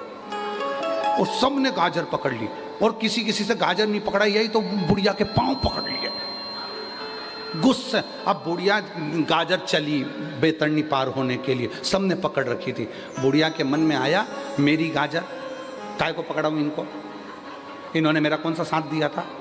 एक को धक्का मारा, नीचे पटक दी, दूसरा को धक्का मारा, नीचे पटक दी, तीसरे को धक्का मारा। देवरानी बहुत तेज थी, उसने पांव पकड़ के रखा, नहीं छोड़ो, जा नहीं छोड़ो। और वो देवरानी ने पांव नहीं छोड़ा, और बुढ़िया गाजर से छोड़ छोड़, अब नहीं छूटे तो उसने एक हाथ से उसको छुड़ाया, जब एक हाथ से नहीं छूटी तो दूसरी से भी छुड़ाया। गाजर बेकूं चली गई, बुढ़िया उन सब नीचे रह गई। इसलिए सारी समस्या का हल एक लोटा जल। तुम जो शिव जी को एक लोटा जल चढ़ा रही हो, बेतरनी का रास्ता तुमको नहीं देखना पड़ेगा, तुम्हें गंदी नदी नहीं मिलेगी। तुम्हारे लिए तो जो एक लोटा जल दिया है उसकी पवित्र नदी गंगा बहकर आएगी और तुम्हें पार कर देगी। जो तुमने धर्म करा, जो तुमने दान करा, जो तुमने पुण्य करा, सत्कर्म करा, वो सामने सम्मुख आएगा, वो सामने किया।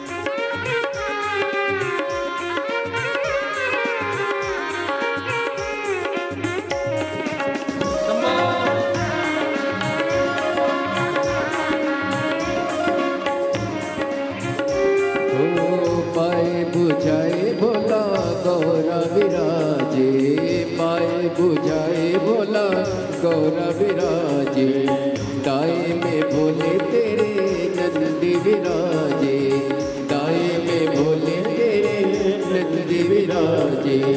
टुकड़े मिटाए तुमने भक्तों के रखने वाले, टुकड़े मिटाए तुमने भक्तों के रखने वाले, मरने वाले रखने वाले, मरने वाले रखने वाले। बमा बम भोले शंकर गले में नाग भयंकर, बमा बम भोले शंकर गले में नाग भयंकर, बमा बम भोले शंकर गले में नाग भयंकर, बमा बम भोले गले में नाग भयंकर, बमा बम भोले शंकर गले में नाग भयंकर, बमा बम भोले शंकर गले में नाग भयंकर, बमा बम भोले शंकर गले में नाग भयंकर।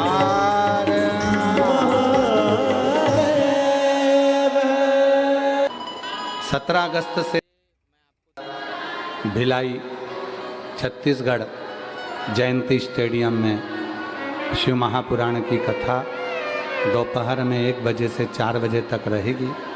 आप और हम सभी कथा के लाभ लेंगे, अपने जीवन को धन्य बनाएंगे। छत्तीसगढ़ के सभी रहवासियों को बहुत बहुत बधाई देता हूँ। जो श्रावण महीने की विराम की कथा आपके छत्तीसगढ़ जयंती स्टेडियम भिलाई में होने जा रही है, अपने जीवन को धन्य बनाएं, सार्थक करें। बार बार ये मौका नहीं मिलता बाबा की कथा में पहुंचकर अपने मन की बात कहकर अपनी झोली को खुशियों से भरें। 25 अगस्त को प्रदोष की कावड़ रहती है। जो प्रदोष की कावड़ अब की बार भौम प्रदोष की पड़ेगी। मंगला गौरी के दिन ही बाबा की कृपा से सुबह 9 बजे माँ सीवन के तट से कावड़ भरी जाएगी और कुबरेश्वर धाम 11 किलोमीटर जाएगी। कई लोग उस कावड़ का दर्शन करने आते हैं। कामना कावड़ रहती है, बाबा की उस कावड़ का दर्शन कर अपने जीवन को धन्य बनाते हैं। 11 से 17 सितंबर तक 11 से 17 सितंबर तक उचाहार, रायबरेली, उत्तर प्रदेश में शिव महापुराण की कथा रहेगी और उसका लाभ आप और हम सब उत्तर प्रदेशवासी लेंगे। 20 सितंबर से 26 सितंबर तक अग्रवाल महिला मंडल का जो आयोजन रहता है वो अपने अपने घरों में रहकर ही उसका लाभ लें, क्योंकि इतना अग्रवाल महिला मंडल अग्रवाल धर्मशाला में इतनी जगह नहीं रहती है, तो घर से ही उस कथा का लाभ लें। 13 अक्टूबर से 17 अक्टूबर निवाली बड़वानी मध्य प्रदेश में कथा रहेगी। 30 अक्टूबर से 5 नवंबर उन्नाव उत्तर प्रदेश में कथा रहेगी।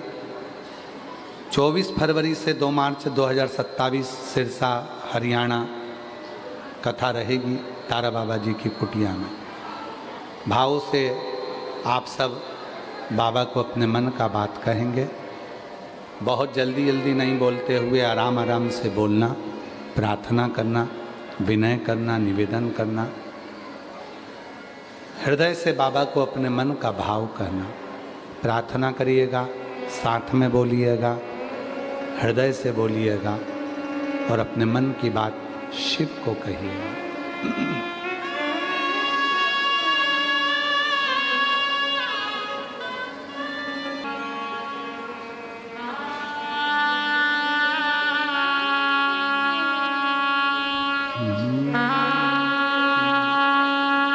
श्री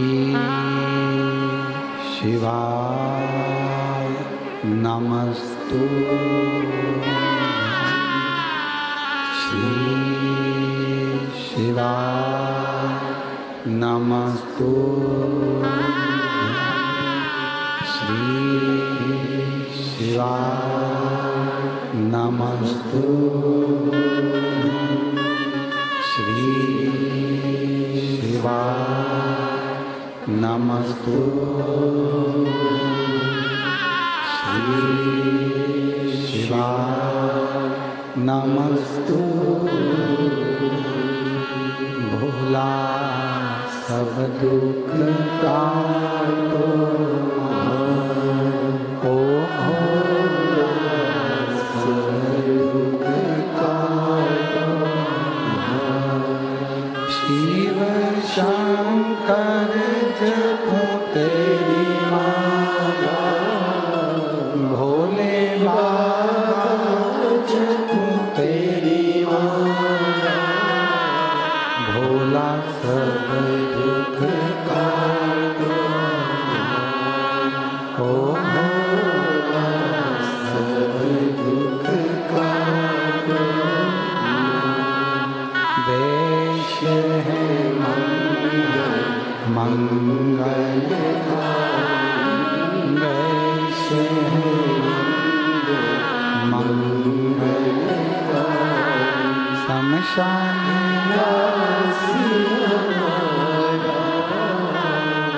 शमशान वासी ओ भोला सब दुख काटो, ओ भोला सब दुख काटो।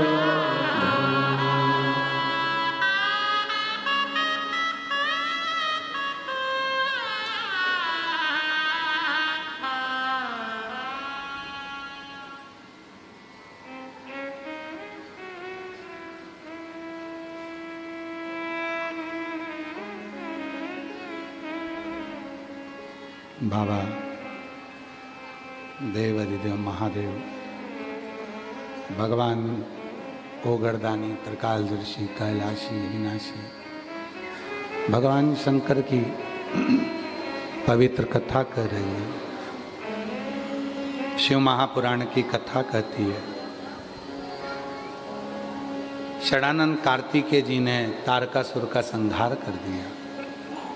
तारकासुर के 3 पुत्र हैं, तारकाक्ष, विदुम्माली, कमलाक्ष। भगवान शिव ने पशुपतिनाथ रूप रखकर इन तीनों का संहार कर दिया। 3 चीजें हुई, एक पाशुपत अस्त्र हुआ, एक पाशुपत योग हुआ और एक पाशुपति व्रत हुआ। पाशुपत अस्त्र भगवान श्री राम जी के पास था, भगवान श्री कृष्ण के पास था, उसके सिवाय किसी को नहीं दिया। पाशुपत योग ये भी भगवान कृष्ण को प्राप्त हुआ। पर संसार के कल्याण के लिए शिव महापुराण ने पशुपति व्रत दिया। ना हम पशुपत अस्त्र प्राप्त कर सकते हैं क्योंकि हमारा और आपका इतना तप नहीं है, बल नहीं है कि हम भगवान से अस्त्र ले लें। ना हम पशुपत योग कर सकते हैं जो भगवान कृष्ण ने किया। तो संसार के कल्याण के लिए भगवान शिव कहते हैं, हे पार्वती, दुनिया के कल्याण के लिए मैं ये पशुपति व्रत देता हूँ। ये वो व्रत है जो जीव अपने हृदय से जब 5 सोमवार सुबह और शाम मेरी आराधना कर कर प्राप्त करता है तो वो मनवांछित फल की प्राप्ति कर लेता है। ये वो पशुपति व्रत, उसी पशुपति व्रत का फल है जो इतने ये पत्रों, हम ज़्यादा यहाँ पत्र पढ़े नहीं क्योंकि पिता के घर में आए थे तो पिता की ही चर्चा करना थी, इसलिए हमने यहाँ पर ज़्यादा पत्र पढ़े नहीं। एक पत्र है, मैं संध्या कुमारी पति अरविंद गुप्ता, शैलपुत्री वाराणसी की हूँ, कहीं बैठी हों तो आ सकती हैं, आ जाइए बेटा। गुरुजी, मेरा लड़का है 7 साल का जो उसकी आवाज़ से बोल नहीं पाता था, ठीक नहीं थी उसकी आवाज़, शब्द निकलते नहीं थे। 7 साल हो गए थे वो बोलता नहीं था। डॉक्टरों का इलाज करा कर थक गई थी। तब सतुआ बाबा जी ने कथा कराई। उस कथा में बैठकर मेरे अपने लड़के को मैंने उस कथा में बिठाया। काशी का, उत्तर प्रदेश का, महाराष्ट्र का, मध्य प्रदेश का ऐसा कोई डॉक्टर नहीं जिसको मैंने अपने लड़के का इलाज ना करवाया। पर लड़का वॉइस निकाल नहीं पाता था, बोल नहीं पाता। 7 साल का था। आखिरी में किसी ने कहा सीहोर वाला बाबा कथा करने के लिए काशी में आया है, पंडाल में बैठकर जो मांगो वो मिलता है। मैं अपने लड़के को लेकर पंडाल में पहुंच गई। सतुआ बाबा कथा कराए, वहीं पंडाल की मिट्टी को मैंने अपने बेटे के गले में लगाया। बाबा की ऐसी कृपा हो गई, अब मेरा लड़का पूरी आवाज़ आ गई और बाबा की कृपा से साफ बोलने लगा और शिव की कृपा से अच्छा हो गया। मैं बाबा को यहाँ नमन करने आई हूँ। अगला पत्र है, मैं उषा केसरी वाराणसी की रहने वाली हूँ, कहीं बैठी हों तो आ सकती हैं। उषा केसरी वाराणसी से। मेरी बेटी जब यूपीएससी की परीक्षा दी थी तो उसमें उसका सिलेक्शन नहीं हुआ। मेरी बेटी ने हिम्मत हार दी। तब मेरी बेटी से मैंने कहा कि सीहोर वाला बाबा कथा करता है, उस कथा को पंडाल में बैठकर जब अपन सुनेंगे तो वो फल जरूर देती है। मेरी बेटी हंसी पहले तो, फिर उसने कहा ठीक है तुम कहती हो तो मैं सीहोर वाले बाबा की कथा सुनूंगी। और जब बाबा सतुआ जी ने कथा कराई उस समय पर सतुआ बाबा जी की कथा में मेरी लड़की को लेकर मैं आ गई। कथा में बैठी, मेरी बेटी ने प्रार्थना करी। पहले तो हंस रही थी कि क्या ऐसा होता है कि सीहोर वाला बाबा कथा करे और उसमें जो बैठकर मांगो वो मिल जाएगा। मेरी बेटी पहले हंसी, फिर कथा सुननी और बाबा ने ऐसी कृपा कर दी कि मेरी बेटी का यूपीएससी में सिलेक्शन हो गया। आज वह मेडिकल ऑफिसर के पद पर नियुक्त हो गई। और बाबा की कृपा से बाबा ने ऐसी करुणा कर दी, 34 साल की हो गई थी, नौकरी के लिए तलाश करते करते नौकरी भी हो गई, शादी भी हो गई और बाबा की कृपा से उसका सिलेक्शन अच्छा हुआ। बेटे का भी सिलेक्शन इंजीनियरिंग के पद पर हो गया। बाबा, जब से आपकी कथा पंडाल में सुनी है तब से कोई कमी नहीं रही है और आज फिर पंडाल में सुनकर जा रही हूँ। बाबा खूब रही। शिव शिव है, शंकर शंकर है। एक पत्र है, झोले पर लिखा है, झोला भी पूरा नहीं है। मेरा नाम पूनम है, मेरे पति का नाम बबलू मौर्य है। कहीं बैठे हो तो आ सकते हैं। पूनम बबलू मौर्य, रामनगर वाराणसी की रहने वाली हूँ। मेरा मोबाइल नंबर ये है। शादी 2008 में हुई थी। 2008 के बाद कई वर्ष निकल गए पर संतान का सुख नहीं आया। ऐसे करते करते अब 2008 से जरा अंदाज़ा लगाइएगा कि 2008 में विवाह हुआ था, जब से बच्चे नहीं हुए। हर तरह से हिम्मत हारी, डॉक्टरों का इलाज करा करा कर थक गई। तब किसी ने कहा कि सियोर वाले बाबा की कथा सुनो। आंकड़े की जड़ का आपने प्रयोग बताया था, वो मैंने किया। टीवी के सामने बैठकर कथा सुनी और बाबा की टीवी के सामने बैठकर ही वहाँ की मिट्टी को अपने गर्भ से लगा लिया। बाबा, ऐसी कृपा बाबा ने कर दी, जो 2008 से बच्चे के लिए तरस रही थी, बाबा ने 2023 दिसंबर के महीने में एक नहीं 2 बच्चों को जन्म दिला दिया। ये शिव की कृपा। और जो जैसी भावना वो वैसा ही फल पाया, नहीं खाली उसे लौटाया, वो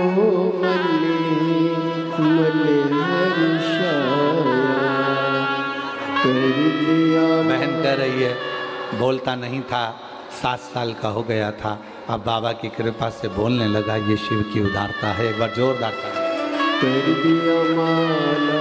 बेटी का यूपीएससी क्लियर हुआ, विवाह का हुआ, बेटे का भी इंजीनियर हुआ। एक बार जोरदार ताली बजाएं। लुटा दिया भंडार काशी वाले ने, लुटा दिया भंडार काशी वाले ने, हर कर दिया माला माल काशी वाले। तारकासुर के 3 पुत्र हैं, तीनों का संहार किया। भगवान शिव पशुपति नाथ बनकर विराजमान। शिव का भक्त, शिव का उपासक अपने जीवन के लक्ष्य तक पहुंचाने का प्रयास करता। महाराज,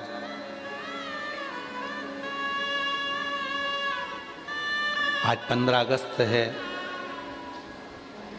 स्वतंत्रता दिवस है, पर आप अपने हृदय पर हाथ रखकर देखना कि पहले के समय में और आज के समय में कितना अंतर है।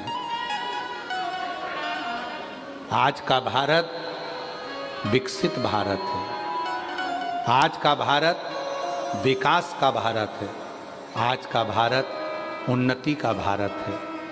जितने विदेश हैं, जितने देश हैं, सारे देशों का केंद्र बिंदु भारत बन चुका है। और इस भारत को, भारत माता को विश्व पटल पर लाने वाला कोई दूसरा नहीं। मैं भारत सरकार के यशस्वी प्रधानमंत्री जी भाई नरेंद्र भाई मोदी जी को साधुता देता हूं, जिन्होंने इस भारत को विश्व पटल पर लाकर रखा है। और ये साधारणता नहीं है महाराज, इसको साधारणता नहीं कहते। और मैं पुनः, माननीय प्रधानमंत्री जी ने एक बात कही थी कि आप स्वयं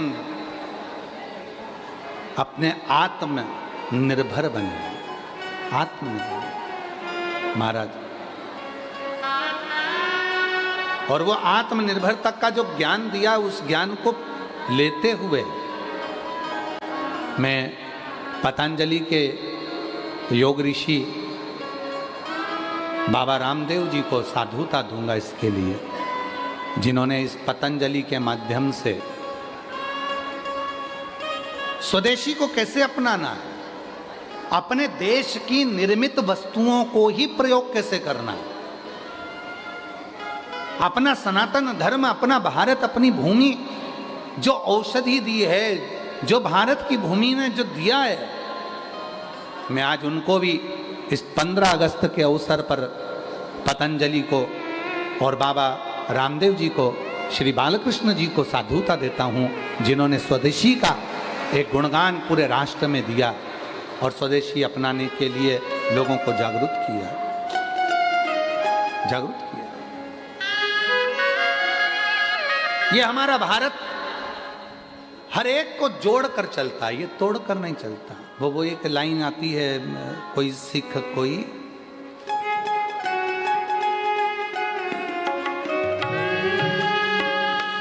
कोई गोरखा कोई मथुरा जाट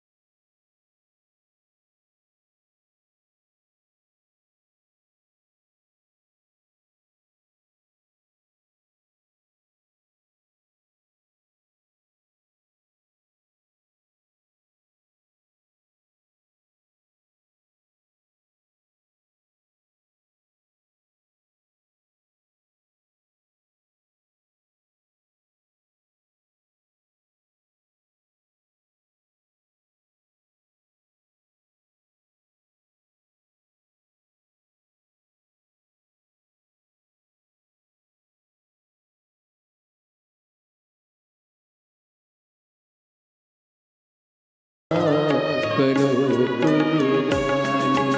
हार महादेव। अपने जीवन को आनंद में जीने के लिए इस राष्ट्र की तरक्की, इस विश्व की तरक्की जरूरी है।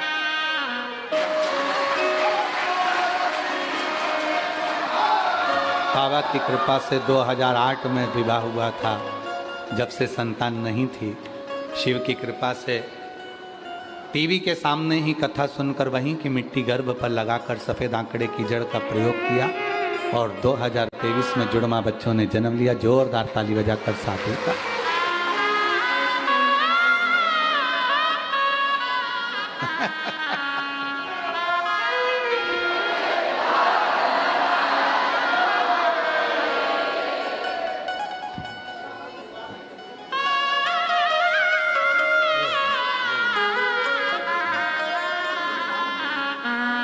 तेरी कृपा का क्या है भरोसा, कब किस पर हो जरा सी हम पर कर दो, जरा सी हम पर कर दो। शिव कथा कहती है, पशुपति व्रत का महत्व बताया।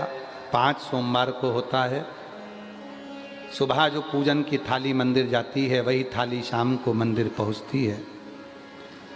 6 दिए मंदिर में जाते हैं, 5 दिए मंदिर में जलाए जाते हैं, प्रज्वलित करे जाते हैं।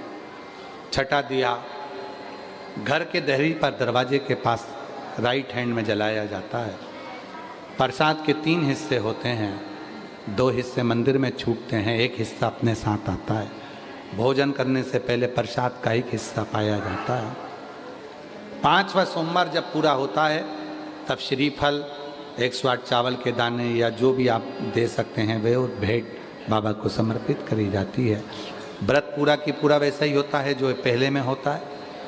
बीच में अगर कोई अड़चन आ जाती है, कोई रजोधर्म आ गया, कहीं जाना पड़ गया, तो व्रत को छोड़ देना चाहिए, अगला व्रत कर लेना चाहिए।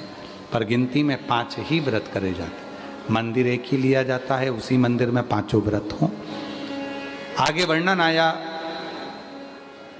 भगवान के 12 ज्योतिर्लिंग का स्मरण कराया है तुमरुका जी ने। सोमनाथ जी का वर्णन किया। चंद्र को काया का रोग हुआ था, उस रोग से मुक्त किया। षडानंद बाबा जो रुष्ट होकर गए थे, उनको मना कर लेकर आए। षडानंद बाबा के लिए मल्लिकार्जुन के रूप में विराजमान हुए। दूषण नाम के राक्षस का संहार करने के लिए बाबा महाकाल बन जाते हैं। विंध्य पर्वत को दर्शन देकर ओमकारेश्वर बन जाते हैं। नर नारायण को दर्शन दिया, केदारेश्वर बन गए। कुंभकर्ण की पत्नी करकटी के पुत्र भीम का संहार करा तो भीमा शंकर बन गए। मनु शत्रुपा को दर्शन देकर स्वयं काशी की नगरी में विश्वनाथ बनकर विराजमान हो जाते हैं। गौतम बाबा पर गौ हत्या का दोष लग गया। दुनिया का रीति है दोष लगाने की, अपशब्द कहने की, पर जिसके साथ विश्वनाथ, वो कभी ना हुआ अनाथ। गौतम बाबा पर गौ हत्या का दोष लगा था। उस दोष से मुक्त होने के लिए ब्रह्मा विष्णु महेश शिवलिंग के रूप में प्रकट हो जाते हैं, त्र्यंबकेश्वर के रूप में विराजमान। अगला वर्णन आया है, रावण शिव जी के शिवलिंग को लेकर जाता है, बाबा वैद्यनाथ जी के रूप में विराजमान होते हैं। दारुक नाम के राक्षस का संहार कर कर भगवान नागेश्वर बन जाते हैं। राम जी द्वारा पूजित होकर रामेश्वर बन जाते हैं। सुधर्म नाम के ब्राह्मण की पत्नी घूष्मा के बेटे को जीवित करते हैं तो कृष्णेश्वर बन जाते हैं। पीपल के पेड़ के नीचे बैठते हैं तो पिपलेश्वर बन जाते हैं। बड़ के पेड़ के नीचे बैठते हैं तो बटकेश्वर बन जाते हैं। गंगा के तट पर बैठते हैं तो गंगेश्वर बन जाते हैं। और आपके दिल में बैठते हैं तो कुबरेश्वर बन जाते हैं। बाबा को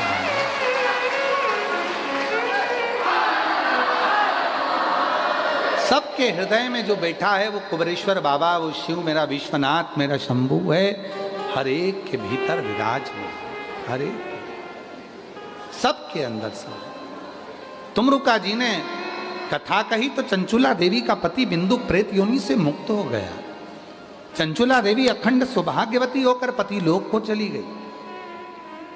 शिवजी अपने मस्तक पे से बेलपत्र उतार कर शिवपोथी को समर्पित कर कर कहा, तुमरुका जी, जब घोर कलयुग चल रहा होगा, चारों तरफ एक दूसरे को लोग मारने काटने के लिए तैयार खड़े होंगे, कोई किसी की सुनने को तैयार नहीं होगा, एक दूसरे से विवाद करेंगे, तब उस कलिकाल में ये शिव महापुराण की कथा एक ऐसी होगी जो सबको जोड़ देगी, सबके भीतर के विकारों को निकाल देगी। जो पंडाल में बैठकर शिव महापुराण की कथा को तुमरुका जी श्रवण करेगा, जहां बैठकर इस कथा को वो सुनेगा, जो अपने हृदय में रखकर मांगेगा, शिव कहते हैं मैं उसके दरवाजे पर पहुंचकर उसकी झोली खुशियों से भर दूंगा। ये पवित्र पावन शिव महापुराण की कथा ऑनलाइन बाबा विश्वनाथ जी की धरा से चल रही थी, आज विराम की ओर जा रही है।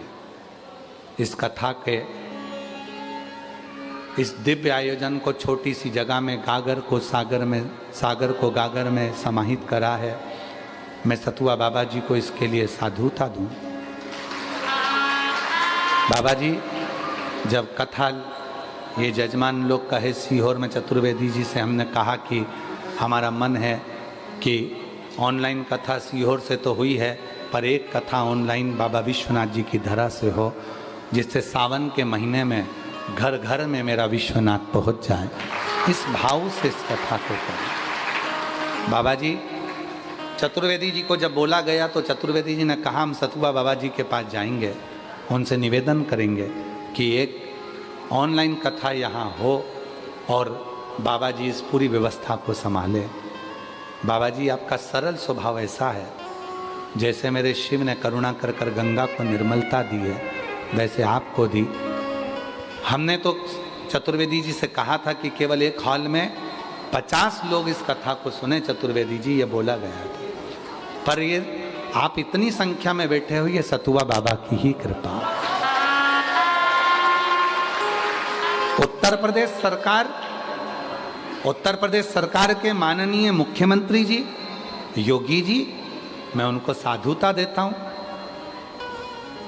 कि इस छोटे से घड़े में जो कथा भरी है और उसको जो काशी की प्रशासन ने, काशी के आईजी, डीआईजी, कमिश्नर, यहाँ के टीआई, यहाँ की पुलिस प्रशासन, यहाँ के डीएम, यहाँ के एसडीएम, यहाँ का चिकित्सा विभाग, यहाँ का विद्युत विभाग, यहाँ का संपूर्ण विभाग, जो इस कथा को पुलिस प्रशासन ने संभाला, एक बार उनके लिए जोरदार ताली बजाएं कि उन्होंने गागर में सागर को।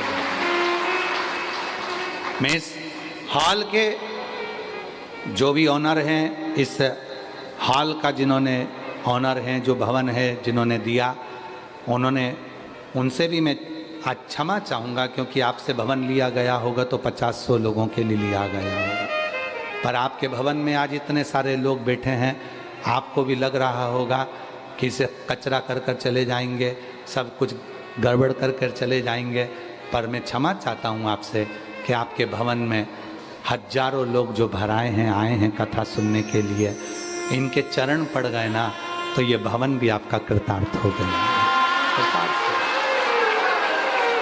जिस होटल में हम ठहरे, वहाँ के ओनर मिश्रा जी को, उनके पूरे परिवार को साधुता देता हूँ। संजय जी, आपको भी साधुता देता हूँ। जो आपने पूरी बाहर की व्यवस्था को मैनेज किया, वहाँ आपने अपनी आयोजक स्वयं बनकर उसको संभालते हुए उसको करवाया। टेंट है, पीछे की पूरी LED व्यवस्था है, हम उसके लिए आपको साधुता देते हैं। क्यों? क्योंकि जो ये कथा करवा रहे हैं ये 9 लोग, ये कोई इतने करोड़पति या धनपति या वैभवपति नहीं है। सब छोटी छोटे काम धंधे हैं। किसी की दुकान है बाबा जी, किसी का कोई काम है, किसी का कोई काम है, कोई किसी के यहाँ नौकरी करता है, कोई किसी के यहाँ नौकरी करता है। ऐसे सब नौकरी करने वाले, किसी किसी के दरवाजे पर सेवा करने वाले हैं, जिन्होंने इस कथा को 9 लोग 10 लोग जो भी हैं सब ने मिलकर इसको संभाल लिया, थोड़ा थोड़ा सपोर्ट करा, तो ये कथा यहाँ पर हो गई। और बाबा की कृपा से आप सब ने श्रवण कर लिया, सब ने। मैं पुनः मिंटू भैया आपको, जायसवाल जी आपको, अग्रवाल जी आपको, बंसल जी आपको, गोयनका जी आपको, नोएडा वालों को, बठिंडा यहाँ हरियाणा वालों को, सबको साधुता देता हूँ कि ये कथा आप सबकी थी। और केवल कथा आपकी नहीं, मेरे बाप की, विश्वनाथ जी की भी थी। मेरे पिता, मेरे बाबा विश्वनाथ जी ने ये कथा करवाई।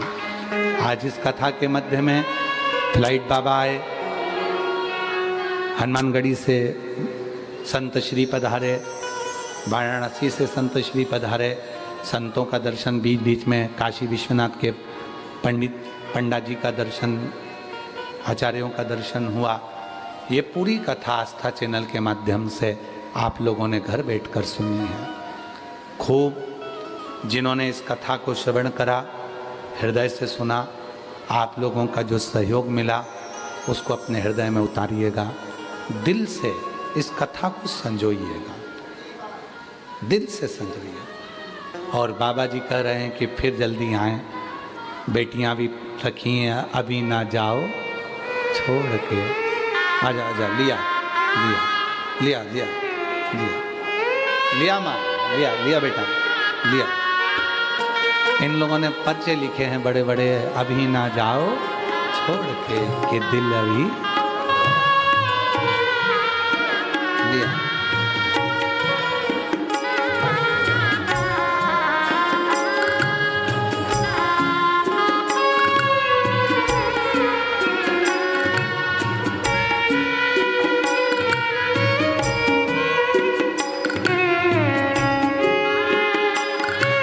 बेटियों ने, माताओं ने, जितनी भी यजमान परिवार की धर्म पत्नियां थी, सब प्रसाद बनाती थीं, भोजन खाते थे, बाबा की कृपा थी।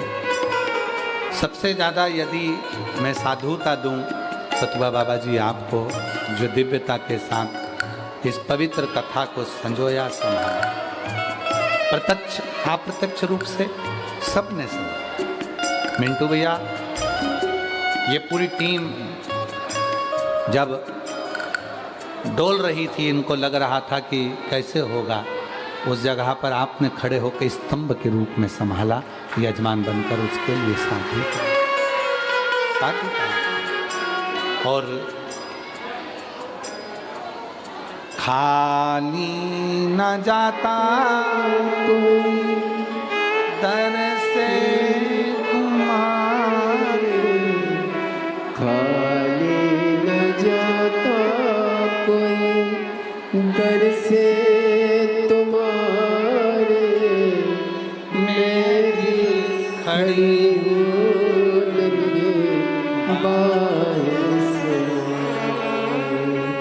अपने हृदय से लगा लो, गिरा जा रहा उठा लो,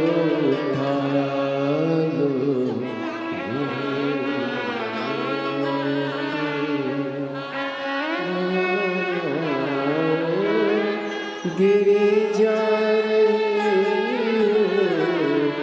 उठा लो,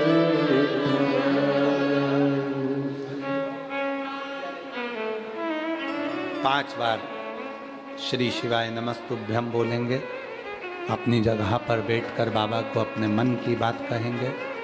विनती करना बाबा जल्दी से फिर बुलाए, शिव महापुराण की कथा फिर हो और सबकी झोलियां खुशियों से भर जाए, ऐसा भाव रखते हुए हृदय से बाबा को प्रार्थना करें।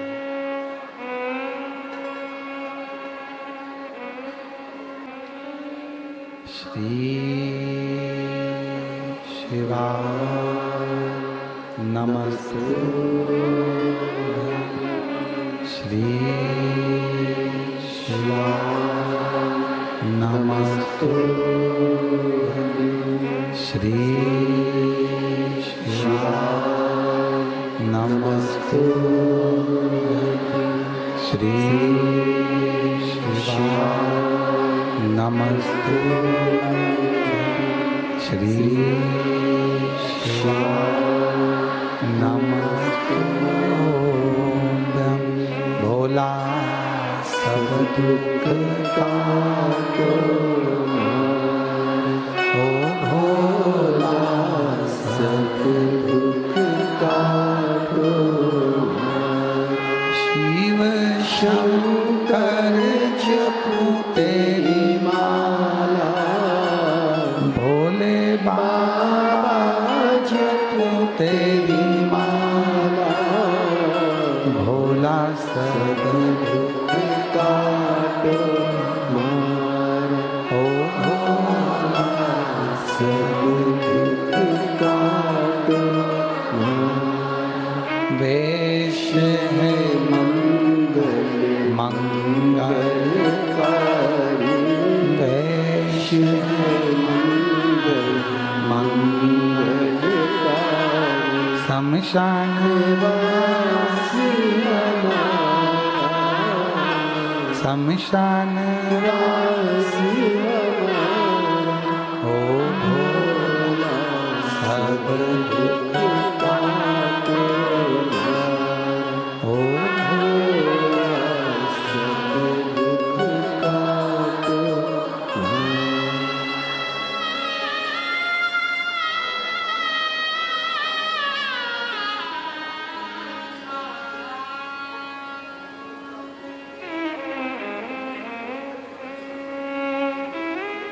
बाबा देवाधिदेव महादेव भगवान शिव घड़दानी त्रिकालदर्शी कैलाशी अविनाशी, ये पवित्र कथा आज विराम हो रही है। 15 अगस्त को 1 बजे से 4 बजे तक आप और हम सब श्रवण करेंगे। 17 अगस्त को भिलाई छत्तीसगढ़ जयंती स्टेडियम में 1 बजे से 4 बजे तक कथा श्रवण करेंगे।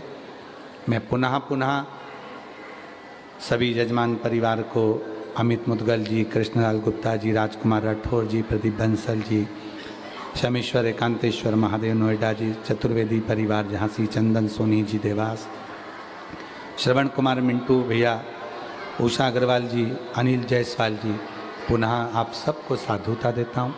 जिस भाव से आपने ये कथा करवाई, बाबा सबकी मनोकामना पूर्ण करे और आगे भी तैयारी रखें। बाबा आप सबके भंडार भरे। अगली बार वाराणसी में जब भी बाबा बुलाए, हम विश्वनाथ जी से प्रार्थना कर जाएं कि इन सब की झोली इतनी भरना, ये भी यजमान बनकर वाराणसी की कथा में विराजमान। मैं आभार व्यक्त करने के लिए सतुआ बाबा जी को आमंत्रित करता हूं कि आभार व्यक्त करेंगे, उसके बाद में आरती का क्रम प्रारंभ होगा। श्री शिवाय नमस्तुभ्यम। आज यह पावन बहती हुई गंगा का विश्राम दिवस है। जिस तरह से लोगों के हृदय में आज एक ही शब्द गूंज रहा है, अभी ना जाओ छोड़कर। और निश्चित व्यासपीठ समझती है कि कभी भी हृदय से कभी व्यासपीठ दूर नहीं जाना चाहिए। जिसके हृदय से व्यासपीठ दूर हो जाए, मुझे लगता है उसका जीवन शून्य हो जाएगा। यह काशी तो हमेशा बुलाने की नगरी है, और जहाँ काशी में कुबेरेश्वर धाम भगवान की ऐसी कृपा है कि बार बार व्यासपीठ का मन काशी की तरफ आता है। मैं व्यास जी को धन्यवाद देता हूँ, प्रणाम करता हूँ कि उन्होंने इस काशी को अपना घर बनाया है। और जिस तरह से व्यास जी ने कहा कि हे भगवान अब मेरा भी घर बन जाए, मैं कहता हूँ व्यक्ति का तो एक घर होगा, लेकिन अगर आप एक एक दिन काशी में समय दे दें तो मुझे लगता है कि जीवन के पल कम पड़ जाएंगे लेकिन घर कम नहीं पड़ेंगे। ये काशी आपकी है, शिव आपके हैं, और जिसके हृदय में शिव हों तो उसके लिए संसार भी छोटा पड़ जाता है। मैं प्रार्थना करता हूँ आपको कि आप काशी के लिए हमेशा ऐसे ही कृपा करते रहें। इन संतों की, इन भक्तों की हृदय की जो ज्योति भी है आध्यात्म की, वो जलती रहे। पुनः मैं प्रणाम करता हूँ, कोई भी भूल चूक हुई हो तो उसमें सब मेरा दोष है।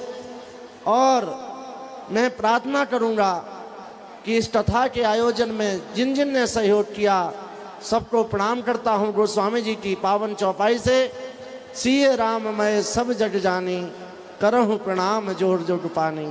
मैं आज के इस महान आध्यात्मिक यज्ञ की पूर्णाहुति के दिन मैं व्यासपीठ को प्रणाम करते हुए सभी को प्रणाम करता हूँ। और जल्द ही मेरी प्रार्थना इस पावन शिव पुराण में है कि जल्दी ही काशी के भक्तों को पुनः व्यासपीठ पर यह बेलपत्र चढ़ाने का शुभ अवसर प्राप्त हो। ऐसी मंगल प्रार्थना के साथ आपको प्रणाम। जय सिया राम। बहुत बहुत साधुवाद सतुबा बाबा जी। विश्वनाथ की धरा हमारे पिता का घर है और बाबुल के घर से जाने का मन तो नहीं होता है, पर बाप के घर से भी पिता कहते हैं कि खुशी खुशी खुशी खुशी